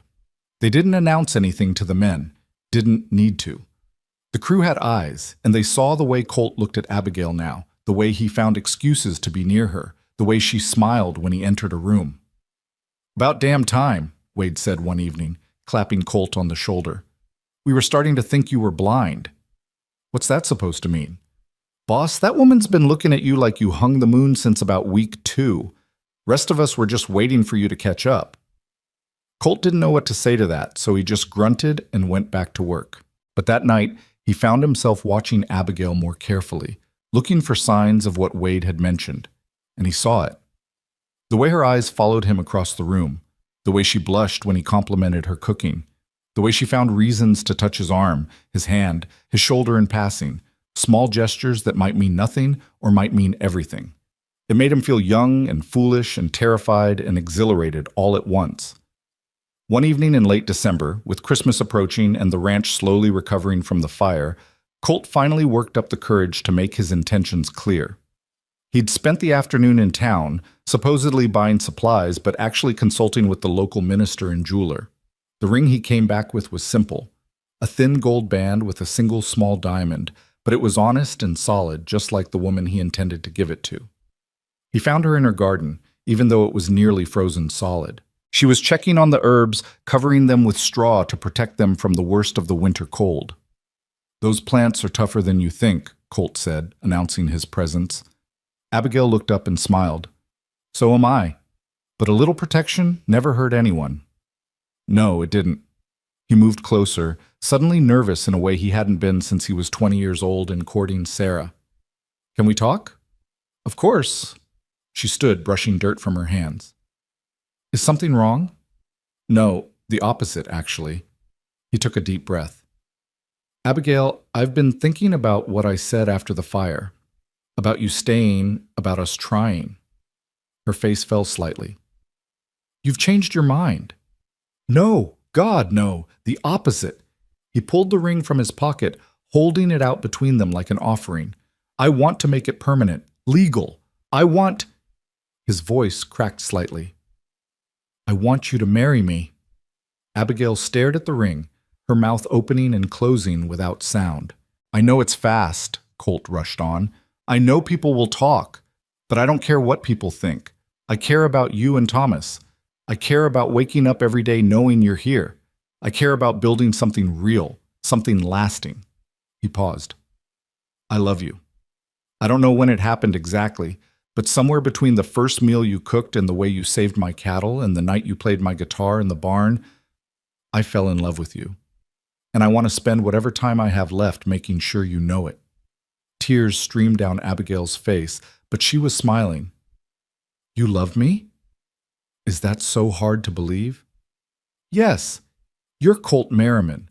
You're strong and successful and broken," he interrupted, "and lonely, and completely undone by a woman who walked 12 miles through the prairie heat, carrying a baby just to ask for a job." She laughed through her tears. "When you put it like that, so?" He held the ring up higher. "Will you marry me? Will you let me be Thomas's father? Will you let me spend the rest of my life trying to deserve you?" Abigail looked at him for a long moment, and Colt saw his entire future hanging in the balance. Then she stepped forward, took his face in her dirty, calloused hands, and kissed him. It was gentle and sweet, and tasted like tears and promises. When she pulled back, she was still crying, still smiling. "Yes," she whispered, "yes to everything." Colt slipped the ring onto her finger with shaking hands. It fit perfectly, gleaming against her work-worn skin. Then he kissed her again, deeper this time, years of loneliness and grief melting away in the warmth of her acceptance. When they finally broke apart, the sun was setting, painting the prairie in shades of gold and pink. Colt pulled Abigail close, tucking her under his arm, and together they stood in the garden she'd coaxed from dead ground. "We should tell the men," Abigail said eventually. "Tomorrow. Tonight. Let's just—" He trailed off, not sure how to explain what he felt. "Enjoy it," she suggested. "The quiet before everything changes?" "Yeah, that." They stood in comfortable silence until Thomas's cry echoed from the house, summoning his mother. Abigail laughed and pulled away reluctantly. Duty calls. I'll come with you. And they walked back to the house together, engaged now, promised to each other, ready to face whatever came next. Inside, Billy was pacing with a fussy Thomas, looking relieved when Abigail appeared. Thank God, the young cowboy said. He's been crying for 10 minutes. I tried everything. He's hungry, Abigail said, taking her son and settling into the rocking chair Colt had moved into the kitchen weeks ago. As she began nursing, Colt stood in the doorway, watching this domestic scene and feeling something settle in his chest. This was what he'd been missing.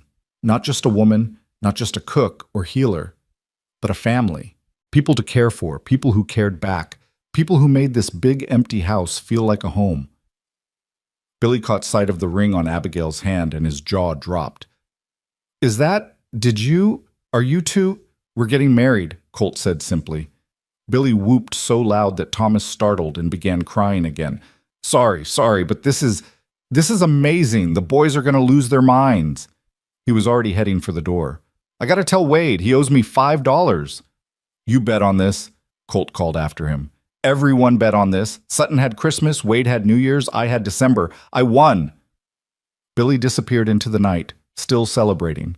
Abigail laughed, soothing Thomas back to calmness. Apparently we weren't as subtle as we thought. Apparently not. Colt moved closer, kneeling beside the rocking chair. Does that bother you? No, it's nice, actually, knowing they approve, knowing they... She paused, searching for words. Knowing they see us as something worth rooting for. We are worth rooting for. He touched Thomas's tiny hand, marveling at how small and perfect it was. All three of us.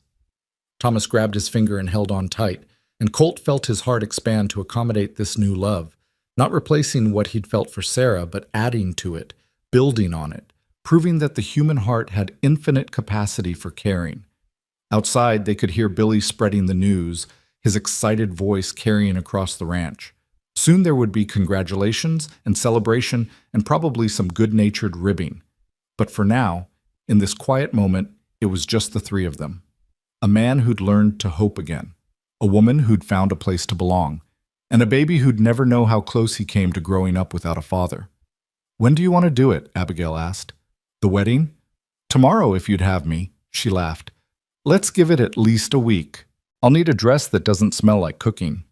You could wear a flour sack and you'd still be the most beautiful thing I've ever seen.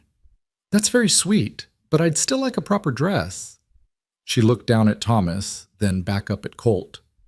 What about your wife, Sarah? Do you need more time? It was a fair question, asked without jealousy or resentment. Colt considered it carefully. I'll always love her, he said finally. She was my first everything, first love, first wife, the one who helped me build this ranch. But she's gone, and I've spent 3 years being faithful to a ghost while the world kept turning without me. He met Abigail's eyes. You didn't make me forget her. You made me remember what it feels like to be alive. There's a difference. I'm glad, Abigail said softly, because I don't want to erase your past. I just want to be part of your future. You already are. And sitting there in the warm kitchen with the smell of bread baking and the sound of celebration starting outside, Colt finally understood what he'd been missing. Not just companionship or comfort or someone to cook his meals, but partnership, connection, the daily miracle of choosing to build a life with someone else, brick by brick, meal by meal, moment by moment. The cattle baron who'd lost everything had somehow found it all again. And this time, he wasn't going to let it go. News of the engagement spread faster than prairie fire. By the next morning, the entire ranch knew, and by afternoon, word had reached town. Neighbors stopped by with congratulations and curiosity in equal measure. Some came bearing gifts, a hand-stitched quilt, preserves, a rocking horse carved from cottonwood for Thomas. Others came simply to see if the rumors were true, that the grieving widower Colt Merriman had finally found someone to fill the empty spaces in his life. Most offered genuine happiness. A few offered thinly veiled judgment. Bit fast, isn't it? Mrs. Henderson from the neighboring ranch said, her voice dripping with false concern. Your poor Sarah's barely been gone 3 years. Abigail, who was serving coffee when this comment landed like a stone in still water, felt her face flush. But before she could respond, Colt's voice cut through the tension. 3 years is long enough to mourn, Mrs. Henderson, and I'd appreciate it if you'd respect my decision. His tone was polite but firm, the voice of a man who'd made peace with his choice. Abigail's made this ranch a home again. Made me remember what living feels like. That's not disrespecting Sarah's memory, it's honoring what she would have wanted for me. Mrs. Henderson had the grace to look embarrassed. She finished her coffee quickly and left, but not before Abigail caught her whispering to her companion about indecent haste and that woman with the baby. After they'd gone, Abigail sat at the kitchen table, her hands wrapped around a cooling cup of tea. "Does it bother you?" Colt asked, sitting across from her. "What people say?" "I wish it didn't." She stared into her cup. "But I know what they're thinking, that I'm some opportunistic woman who trapped a wealthy rancher, that I used my cooking and my baby to manipulate you into—" "Stop." Colt reached across the table and took her hand. "I don't give a damn what they think. I know the truth. You didn't trap me. You saved me. There's a difference." "Is there?" Her voice was small, uncertain. "Because sometimes I wonder if we're moving too fast. If maybe we should wait, give people time to— To what? To accept us? To give their blessing?" Colt squeezed her hand. "Abigail, I've spent 3 years doing what other people expected. Being the grieving widower, keeping Sarah's room locked, refusing to move on because that's what a devoted husband does." His voice grew passionate. "But you know what? Sarah's dead, and I'm not. And I refuse to spend whatever years I have left apologizing for choosing to be happy." Tears welled in Abigail's eyes, but she was smiling. "You're happy? Happier than I've been in years, aren't you?" She thought about it, really thought about it. 3 months ago, she'd been walking through the desert heat, desperate and alone, with nothing but a baby and a hope that somewhere, someone might give her a chance. Now she had a home, work she was good at, respect from the community, and a man who looked at her like she'd hung the moon. "Yes," she said softly. "I'm happy. Terrified, but happy. Then that's all that matters." He stood, pulled her to her feet, and kissed her forehead. "Let them talk. We know the truth." But the talk didn't stop. If anything, it grew worse as the wedding date approached. Colt had wanted something simple, just a ceremony at the ranch with the minister and his men as witnesses. But Abigail insisted on doing it properly, in the small church in town, with an invitation extended to anyone who wanted to come. "I won't hide," she said firmly. "I won't act like we're ashamed of what we're doing. If we're going to do this, we do it in front of God and everyone, and we hold our heads high." Colt had never loved her more than in that moment. The week before the wedding, Wade took Colt aside with a concerned expression. "Boss, you should know. There's been talk in town about Miss Abby." Colt's jaw tightened. "What kind of talk?"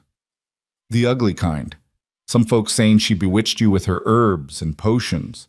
Others saying she's after your money.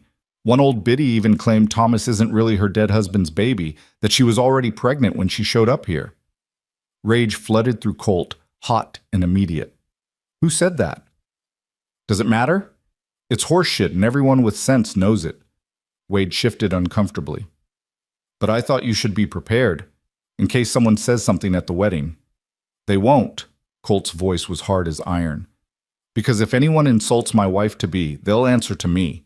Spread that word, Wade. Make sure everyone knows." "Yes, sir." That night, Colt told Abigail about the rumors. He watched her face carefully, expecting tears or anger. Instead, she just looked tired. "I knew this would happen," she said quietly. "People always fear what they don't understand. A woman who knows herbs, who can heal, that's witchcraft to them. Never mind that I learned it from my mother, who learned it from her mother. Never mind that everything I do has roots in common sense and observation." "You're not a witch?" "No, but I'm also not sorry for what I know." She met his eyes.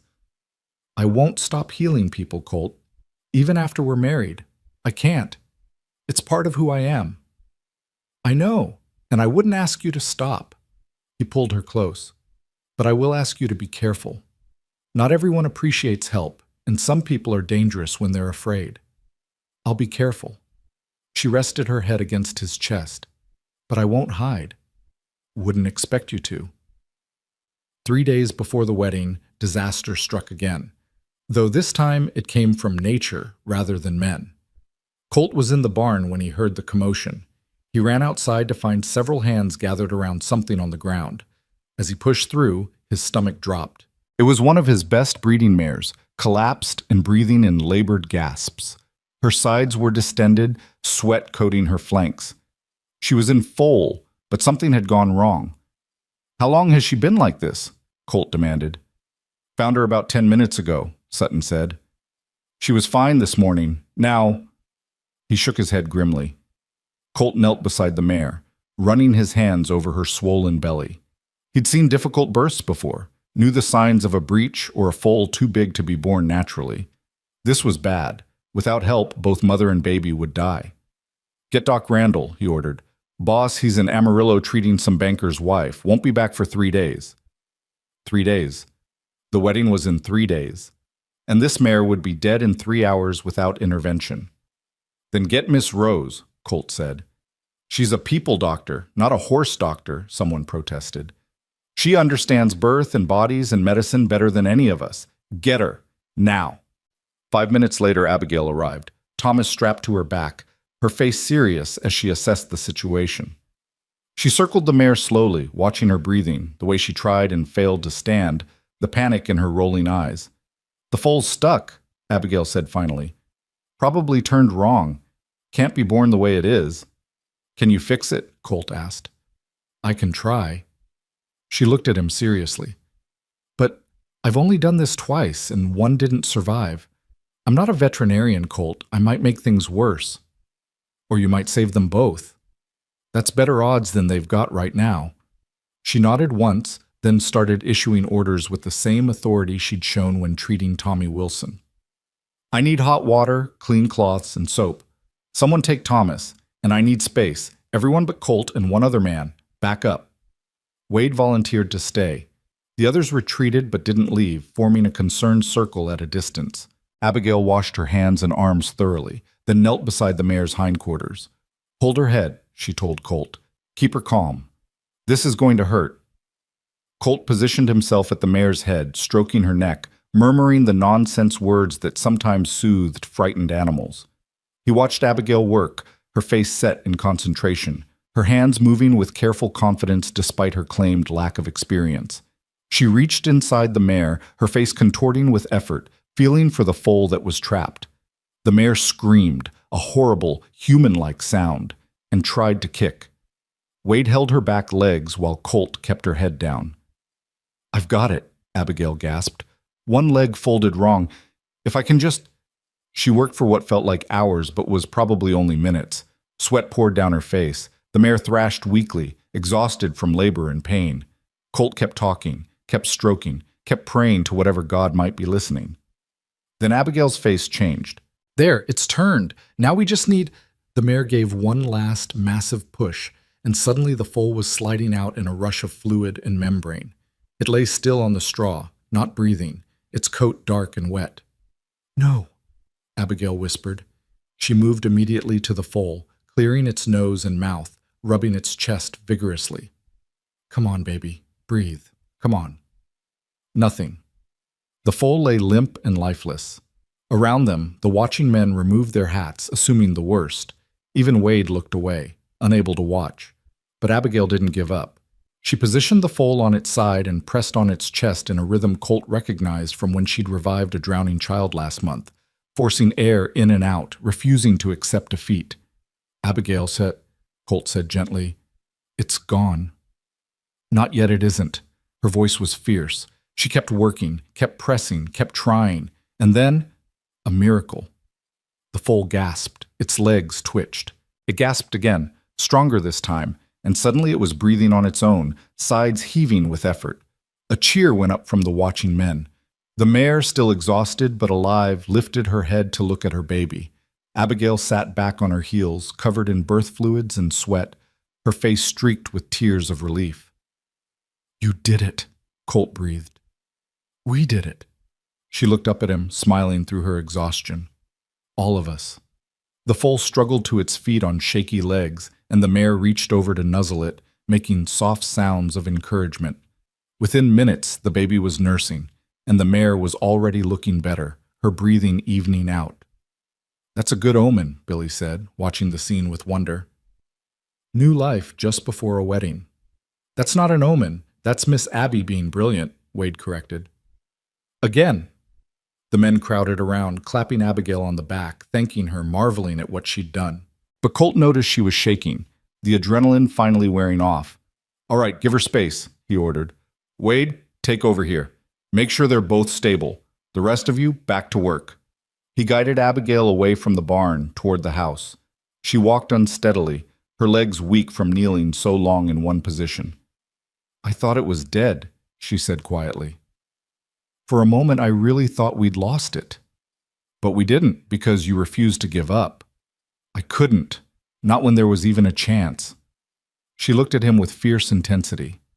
"That's how I feel about everything here, about this ranch, about us, even when it seems impossible, even when everyone says it won't work.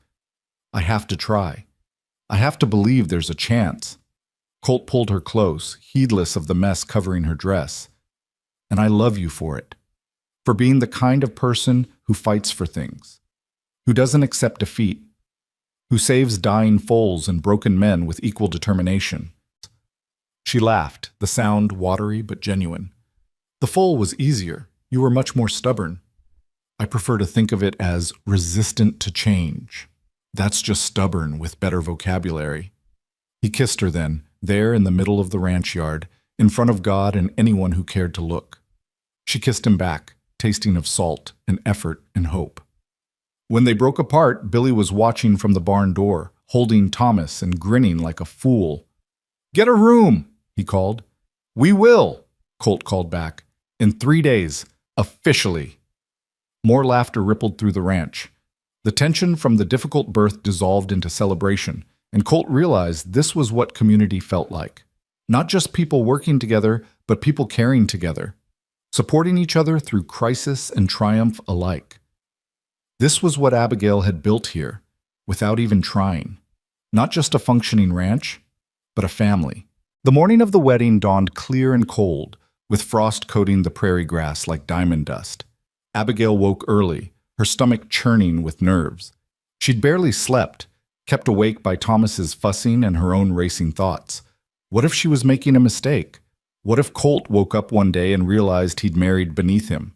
What if the gossips were right, and this was all moving too fast? But then she remembered the way he looked at her, like she was something precious and irreplaceable. The way he'd defended her to the neighbors. The way he'd held her after the foal's birth, like she was the most remarkable thing he'd ever seen. A man didn't fake that kind of devotion. A knock at her door interrupted her thoughts. It was Wade's wife, Mary, who'd arrived yesterday from their homestead to help Abigail prepare. "You ready to become Mrs. Merriman?" Mary asked, carrying a wrapped bundle. "I don't know. Ask me again in 4 hours." Mary laughed and unwrapped the bundle, revealing a dress in cream-colored silk. "This was my mother's wedding dress. I wore it when I married Wade, and I thought, if you don't have something—" Abigail touched the fabric reverently. It was beautiful, simple but elegant, with delicate lace at the collar and cuffs. "I couldn't." "You can, and you will. Every bride deserves to feel beautiful on her wedding day." Mary's eyes were kind. "Besides, it's good luck. My mother was married for 47 years. I've been married for 20.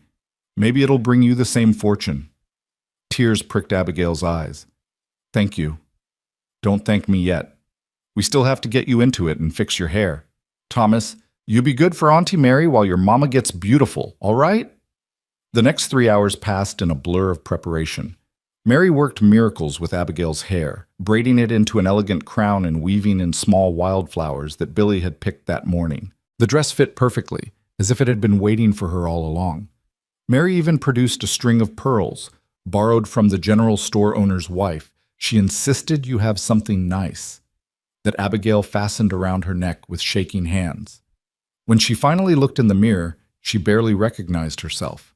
The exhausted woman who'd walked 12 miles through the prairie heat had transformed into someone radiant, someone worthy of standing beside a man like Colt Merriman. He's not going to know what hit him, Mary said, smiling. At the church, Colt was having his own crisis of confidence. He stood in the small room off the sanctuary, tugging at his collar, while Wade and Sutton tried to calm him down. What if she changes her mind? Colt said. What if she gets to the church and realizes this is insane? Then she's smarter than we thought, Sutton deadpanned. Not helping, Wade said. He turned to Colt. Boss, that woman walked through the desert to get here. She fought off kidnappers. She saved your cattle from poisoning and your mare from dying. You think she's going to get cold feet over a wedding? People do. Not people like her. She's tougher than both of us combined. Wade straightened Colt's tie. Now stop fidgeting and go get married. Some of us have money riding on this actually happening. You bet on my wedding. Everyone bet on your wedding. Billy's got 2-to-1 odds you cry during the ceremony. I'm not going to cry. We'll see. The church was packed. Every ranch hand who could be spared was there, scrubbed clean and wearing their Sunday best. Neighbors filled the pews, some genuinely happy, others clearly there to satisfy their curiosity. Even Sheriff Carson had showed up, tipping his hat to Colt as he took a seat near the back. Colt stood at the altar, his hands clasped behind his back to hide their trembling. The minister, a kind-faced man named Reverend Thomas, gave him an encouraging smile. Breathe, son. She'll be here. Then the doors opened and Abigail appeared. Colt forgot how to breathe entirely. She was radiant, walking slowly down the aisle with Thomas in her arms, wearing a dress that made her look like something from a dream. But it wasn't the dress that stopped Colt's heart. It was her smile. Nervous but determined, scared but brave, looking at him like he was her destination, her home, her future. Billy, acting as her escort since she had no father to give her away, walked beside her with visible pride. When they reached the altar, Billy carefully transferred Thomas into Mary's arms, then stepped back. Abigail took Colt's offered hand, and suddenly the world narrowed to just the two of them. You look beautiful, he whispered. You look terrified, she whispered back. That too. Reverend Thomas cleared his throat and began the ceremony. The words washed over Colt in a haze of emotion, something about love and commitment and building a life together. He said, I do, when prompted, his voice steady despite the storm of feeling inside him. Then it was Abigail's turn. Do you, Abigail Rose, take this man to be your lawfully wedded husband, to have and to hold from this day forward, for better or worse, for richer or poorer, in sickness and in health, until death do you part? Abigail looked at Colt, and in her eyes, he saw every moment that had brought them here. The day she'd arrived desperate and determined, the night she'd saved Tommy Wilson, the hours spent treating poisoned cattle, the moment in the barn when music had returned to his life, the proposal in her garden, the foal they'd saved together just 3 days ago. I do, she said, and her voice rang clear and certain through the church. Reverend Thomas smiled. Then, by the power vested in me by the state of Texas and Almighty God, I now pronounce you husband and wife. You may kiss your bride. Colt had kissed Abigail before, quick, stolen moments of affection. But this kiss was different. This kiss was a promise, a commitment, a declaration to everyone watching that she was his and he was hers, now and forever. When they finally broke apart, cheers erupted through the church. Hats flew in the air. Someone, probably Billy, was whooping like a madman. And Colt, looking at his new wife's tear-stained, joy-filled face, felt something he hadn't felt in 3 long years. Complete. The celebration afterward was simple but heartfelt. The ranch hands had set up tables outside the church, covered with food that various neighbors had contributed. There was music, Colt playing his guitar while others joined in with fiddles and harmonicas. Children ran between the tables, laughing and playing. Thomas was passed from person to person, cooed over and spoiled by every woman in attendance. Abigail stood beside Colt, her hand in his, watching the celebration unfold with wonder. Is this real? She murmured. If it's not, don't wake me up. Wake me. She laughed and leaned into him. Thank you. For what? For seeing me. For taking a chance on me. For making me believe that maybe I deserve something good, after all the bad. Colt turned to face her fully, framing her face with his hands. Abigail Merriman, God, I love saying that. You deserve every good thing this world has to offer.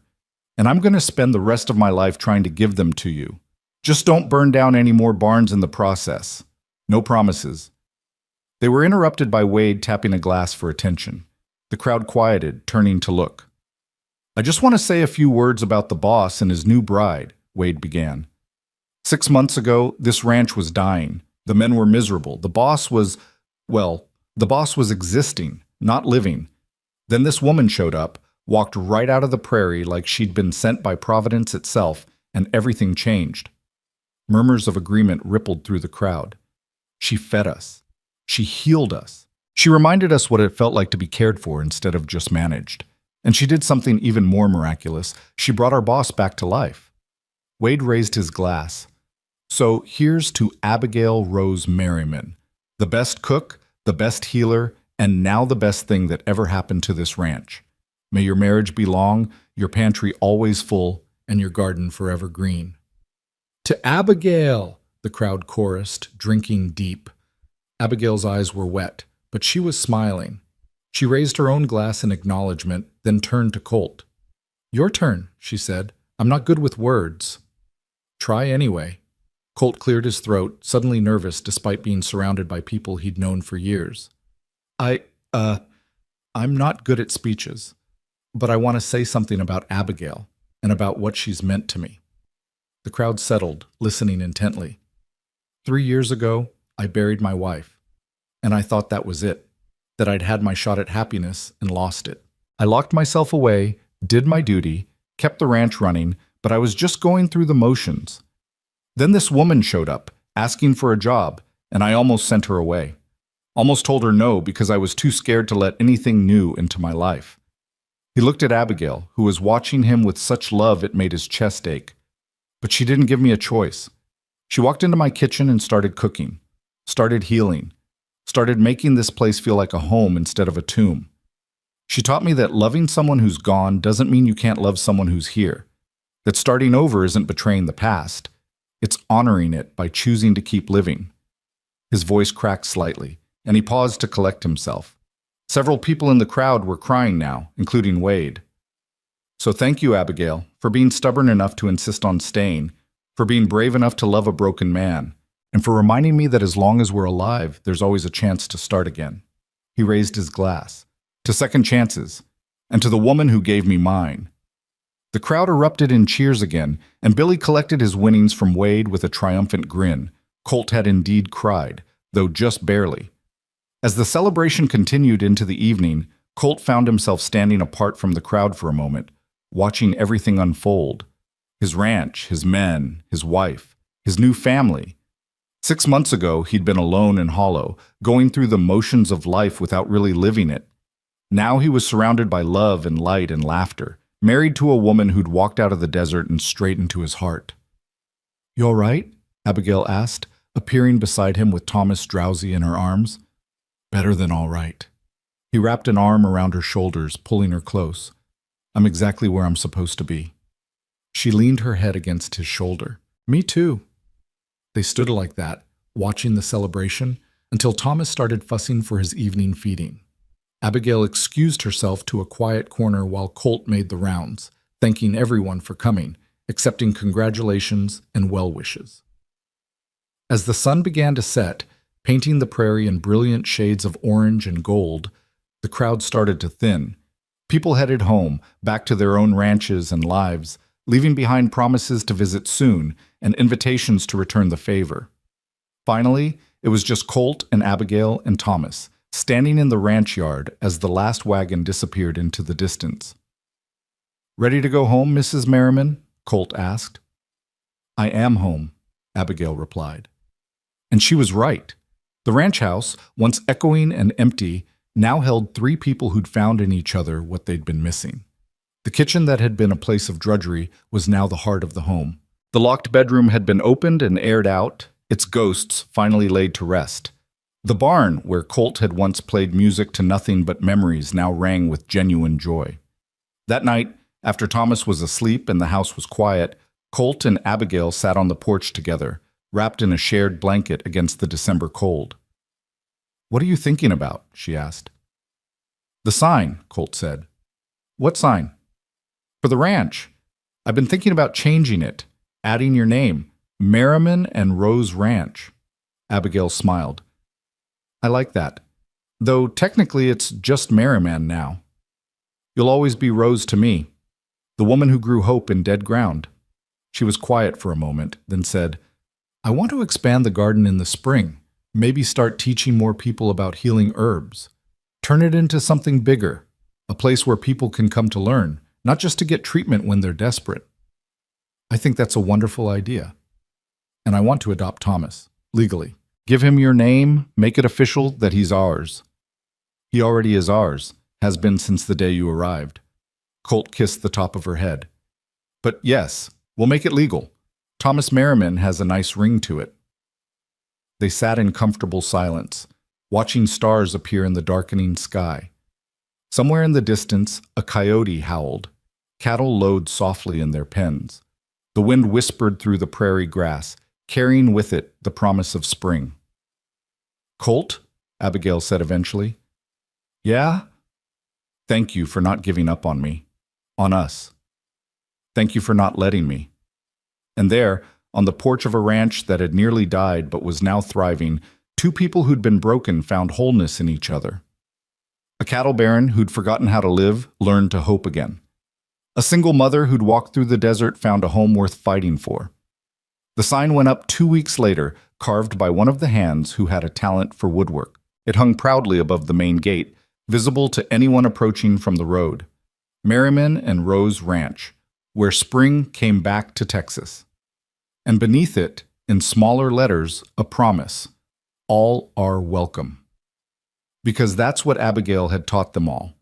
That a home wasn't just a building or a piece of land, but a place where broken things could be mended, where lost souls could find belonging, and where love, given a chance, could grow even in the hardest ground. The drought would come again. It always did in Texas. There would be more cattle to save, more illnesses to treat, more challenges to face. But they would face them together, this unexpected family built from desperation and hope. And on cold December nights, when Colt played his guitar and Abigail sang while Thomas slept peacefully nearby, they would remember how it all started. With a simple job posting, with a woman brave enough to walk 12 miles for a chance, with a man broken enough to let her try, with two people who'd lost everything finding in each other something worth building a future on. The Texas Panhandle didn't forgive weakness, but it rewarded courage. And in the end, that's what saved them both. Not perfection, not luck, but the simple courage to keep trying when it would have been easier to give up. To choose hope over despair. To choose life over mere survival. To choose love, even when, especially when, it seemed impossible. And they lived, not happily ever after in the fairy tale sense, but happily enough in the real way that mattered. With hard work and soft moments. With challenges overcome and dreams realized. With a garden that grew greener every year and a home that never stopped feeling full. Years later, when Thomas was grown and running the ranch himself, people would still talk about the legend of Abigail Rose, the woman who walked out of the desert and brought spring back to Texas. Some would say she was a witch. Others would call her a saint, but those who knew her best would simply say she was human, beautifully and imperfectly human, who loved hard and worked harder, and never stopped believing that broken things could be made whole. And Colt, who lived to see his 80th year with Abigail by his side the entire time, would tell anyone who asked that hiring a cook was the best business decision he ever made. Though really, he'd say with a wink, she'd hired him. All he'd done was be smart enough to say yes. 5 years passed like seasons through skilled hands, sometimes slow, sometimes swift, but always moving forward. The ranch that Abigail and Colt had saved together flourished in ways neither could have imagined that first desperate night when she'd cooked to prove her worth. The garden behind the barn had grown from a small patch of defiant herbs into something remarkable. 3 acres now, carefully tended and expertly organized, with sections for medicinal plants, culinary herbs, vegetables that fed the ranch hands, and even a small orchard of fruit trees that Abigail had coaxed into thriving against all odds. She'd built a small greenhouse with Colt's help, allowing her to grow delicate plants year-round, and the whole operation had become something of a legend in the county. People came from as far as Amarillo now, seeking Abigail's remedies and knowledge. She'd started holding classes twice a month, teaching women and a few brave men about healing herbs, proper nutrition, and the art of keeping a family healthy without always relying on expensive doctors. She never charged for these lessons, asking only that her students pass the knowledge forward. My mother always said that hoarding knowledge is the worst kind of poverty, she'd explained to Colt one evening. The more people who know how to heal, the fewer people suffer unnecessarily. The ranch itself had doubled in size. With the money saved from Abigail's remedies, which cost pennies compared to doctors' bills, and the increased productivity of well-fed, healthy workers, Colt had been able to purchase the neighboring property when Old Man Hutchins retired. They now ran over 1,000 head of cattle across 12,000 acres, with a crew of 35 men who were fiercely loyal to both Merriman and Rose. But it was the changes inside the house that mattered most. Sarah's old bedroom had been transformed into a nursery, though not for Thomas alone. 2 more children had joined the family. First, a daughter they'd named Sarah Rose, honoring both the past and the present. She was 3 now, with her mother's determination and her father's steady gaze, and she followed Abigail everywhere, learning about plants before she could properly pronounce their names. Then came another son, James, barely a year old, who had Colt's dark hair and a temperament so easygoing that Abigail often joked he must have been switched at birth. Thomas, now 5.5, had no memory of the desperate walk through the desert or the tiny room off the kitchen where he'd spent his first months. As far as he was concerned, Colt had always been his father, this ranch had always been his home, and the sprawling family of ranch hands had always been his extended family. He followed Wade around like a shadow, learning to rope and ride, already showing the kind of natural horsemanship that made Colt's chest swell with pride. "He's going to be better than both of us," Colt said one morning, watching Thomas successfully rope a fence post on his 3rd try. "He's got a good teacher," Abigail replied, leaning against her husband. Even after 5 years, the simple comfort of standing beside him still made her heart flutter. "You've given him something my first husband never could have. Stability. A future. We gave him that, you and me together." It was true. Everything they'd built had been built together, not just the garden or the ranch's prosperity, but a life that felt solid and real and worth protecting. Not that everything had been easy. There had been hard winters and dry summers, sick cattle, and financial close calls. There had been the time little Sarah had fallen from the barn loft and broken her arm, sending both parents into panic until Abigail's steady hands set the bone and Colt's gentle words calmed their screaming daughter. There had been the influenza outbreak that swept through the county, killing a dozen people before Abigail's elderberry syrup and careful nursing helped the ranch emerge relatively unscathed. And there had been the ghosts, the inevitable comparisons to Sarah, the whispers that never quite died away, the moments when Colt would grow distant and Abigail would wonder if she'd ever truly replace what he'd lost. But they'd learned to talk through those moments instead of letting them fester. Learned that loving someone new didn't erase the old love, but added to it, layered it, created something richer and more complex than either love alone could have been. "Sometimes I talk to her," Colt admitted one night, after the children were asleep and they sat together in their bedroom. "To Sarah, I mean. In my head. Telling her about you, about the kids, about how the ranch is doing." "What do you think she says back?" Abigail asked, not threatened but genuinely curious. "I think she's relieved. That I didn't waste the rest of my life grieving. That I found someone who could love this place and these people the way she did." He pulled Abigail closer. "That I found you." "I hope so," Abigail said softly, "because I like to think she'd approve. Of us. Of how we're raising the children. Of what we've built here. She would. I'm certain of it." The biggest change came in the spring of their 5th year together, when Abigail received a letter that arrived with the weekly mail delivery.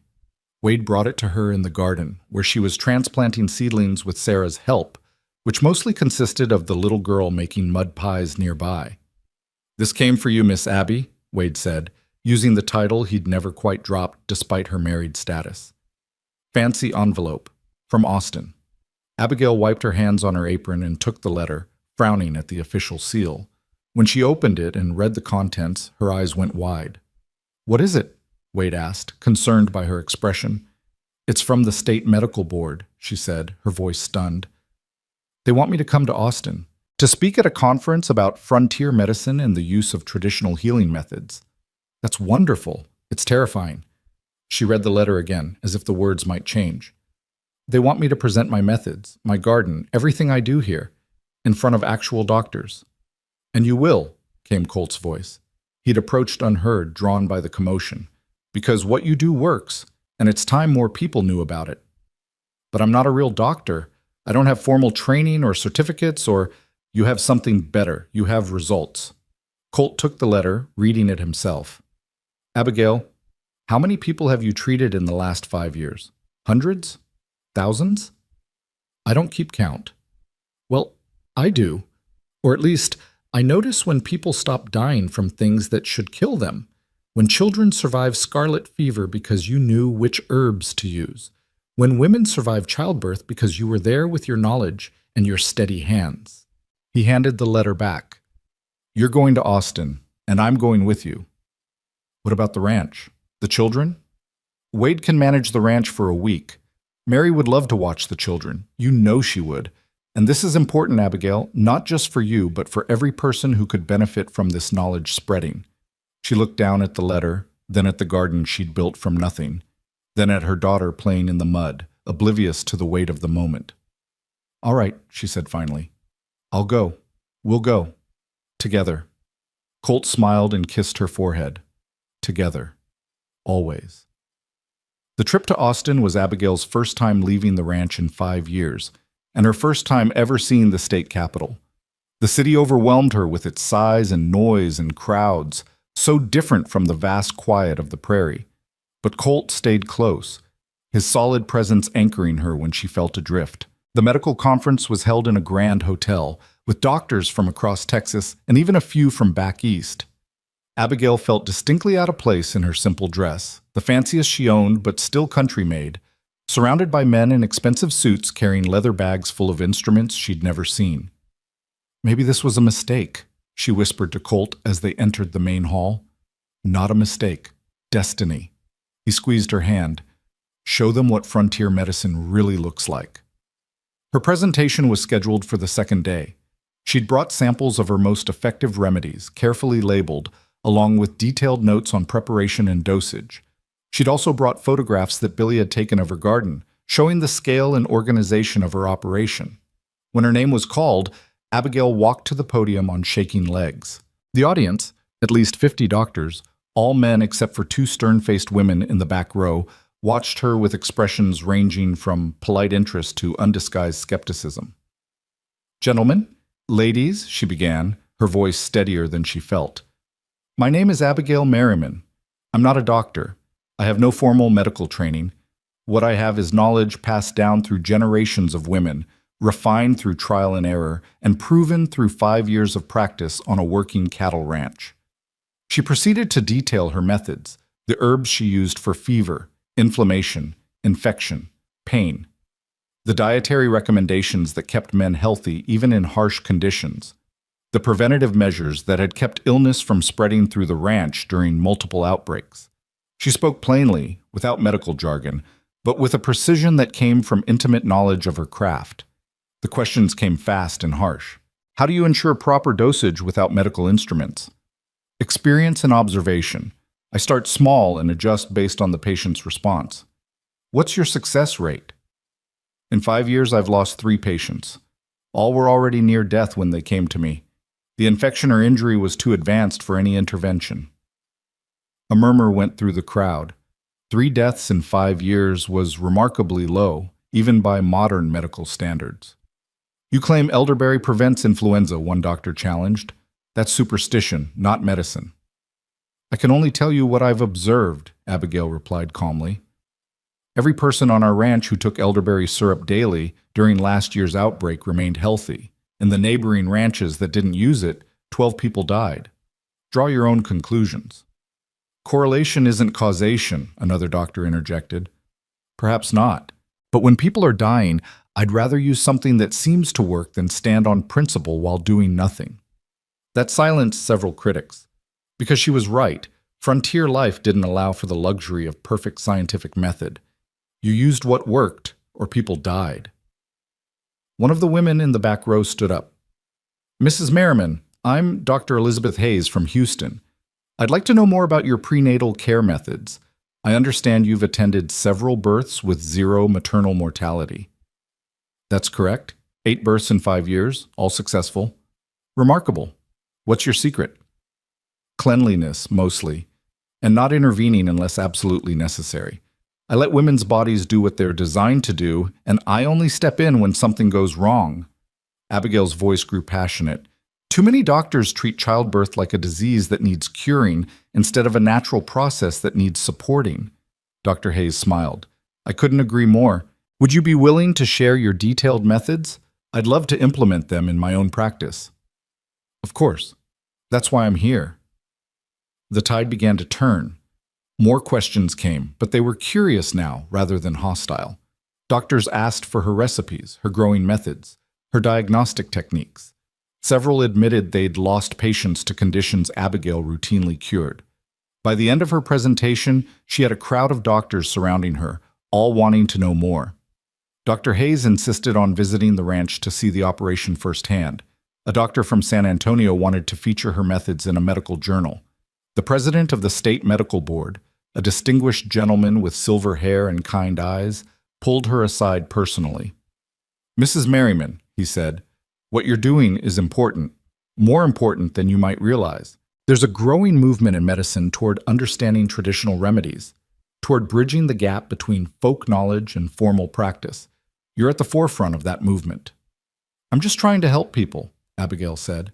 Exactly, and that's what medicine should be, helping people, not gatekeeping knowledge. He handed her his card. Stay in touch. I have a feeling we'll be working together in the future. That evening, back in their hotel room, Colt found Abigail sitting by the window, staring out at the city lights, looking dazed. You all right? He asked. I don't know. I feel like I stepped into some other woman's life today, like that couldn't have been me up there, talking to all those important doctors. It was you. You were magnificent. He sat beside her, taking her hand. You know what you did today? You gave legitimacy to the knowledge your mother passed down. You proved that being poor or uneducated doesn't mean being ignorant. You showed that there is value in women's wisdom, in practical experience, in paying attention to what actually works instead of just what the textbooks say. It felt right, she admitted.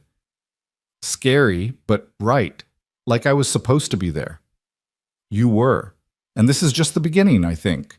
Your garden, your methods, they're going to spread far beyond our ranch now. She leaned against him, processing everything that had happened. Thank you for believing in me, for pushing me to do this even when I was terrified. Thank you for being worth believing in. They returned to the ranch a week later to chaos, the good kind. Mary had managed the household admirably, but 3 children under 6 had tested even her considerable patience. Thomas had somehow gotten stuck in a tree. Sarah had decided to help in the kitchen and created a flower explosion that still dusted every surface. And James had developed a new tooth, making him cranky and sleepless. But it was home. Messy, loud, imperfect home. Mama! Sarah shrieked, launching herself at Abigail with the force of a small cannonball. You came back! Of course I came back, sweet girl. I'll always come back. Thomas was more reserved, trying to be grown up, but his relief was obvious. He wrapped his arms around Colt's legs and didn't let go for a full minute. That night, with all 3 children finally asleep and the house quiet, Colt and Abigail stood on their porch, the same porch where he'd first interviewed her 5 years ago, where she'd proven she could cook, where they'd fallen in love in increments too small to notice until suddenly it was everything. Do you ever think about that first day? Abigail asked. When I showed up covered in dust, demanding a job. Every day, Colt admitted. I think about how close I came to sending you away. How different my life would be if I had. Lonelier? Empty. Just empty. He pulled her close. You know what the best part is? After 5 years, 3 kids, and running this entire operation together, I still get excited when I hear your voice in the morning. Still look for you first when I come in from work. Still feel like the luckiest man alive that you chose me. We chose each other, Abigail corrected. That's what makes it work. And it did work. Not perfectly. Life never was perfect. But it worked in all the ways that mattered, with love that had been tested and proven, with partnership built on respect and trust, with a family that grew from desperation and determination into something neither had dared to hope for. The garden continued to grow, the ranch continued to prosper, the children grew tall and strong, learning their father's work ethic and their mother's compassion. And every evening, when the sun set over the Texas prairie, Colt played his guitar while Abigail sang, their voices blending in harmony that had taken 5 years to perfect but would last a lifetime. The sign above the gate never changed, Merriman and Rose Ranch, where spring came back to Texas. Because that's what Abigail had done. She'd brought spring to a place frozen in winter, hope to a man trapped in grief, and life to a ranch that had been merely surviving. And in return, Colt had given her something equally precious, a home where she belonged, a name she could be proud of, and the knowledge that she was loved not despite her past or her struggles, but because of everything she was and everything she'd overcome to get there. Together they'd built something that would outlast them both, not just a successful ranch or a revolutionary approach to healing, but a legacy of choosing hope over despair, love over fear, and possibility over resignation. And that in the end was the greatest gift two broken people could give each other, the courage to heal, the strength to grow, and the faith to believe that even in the hardest ground, with enough care and determination, beautiful things could bloom.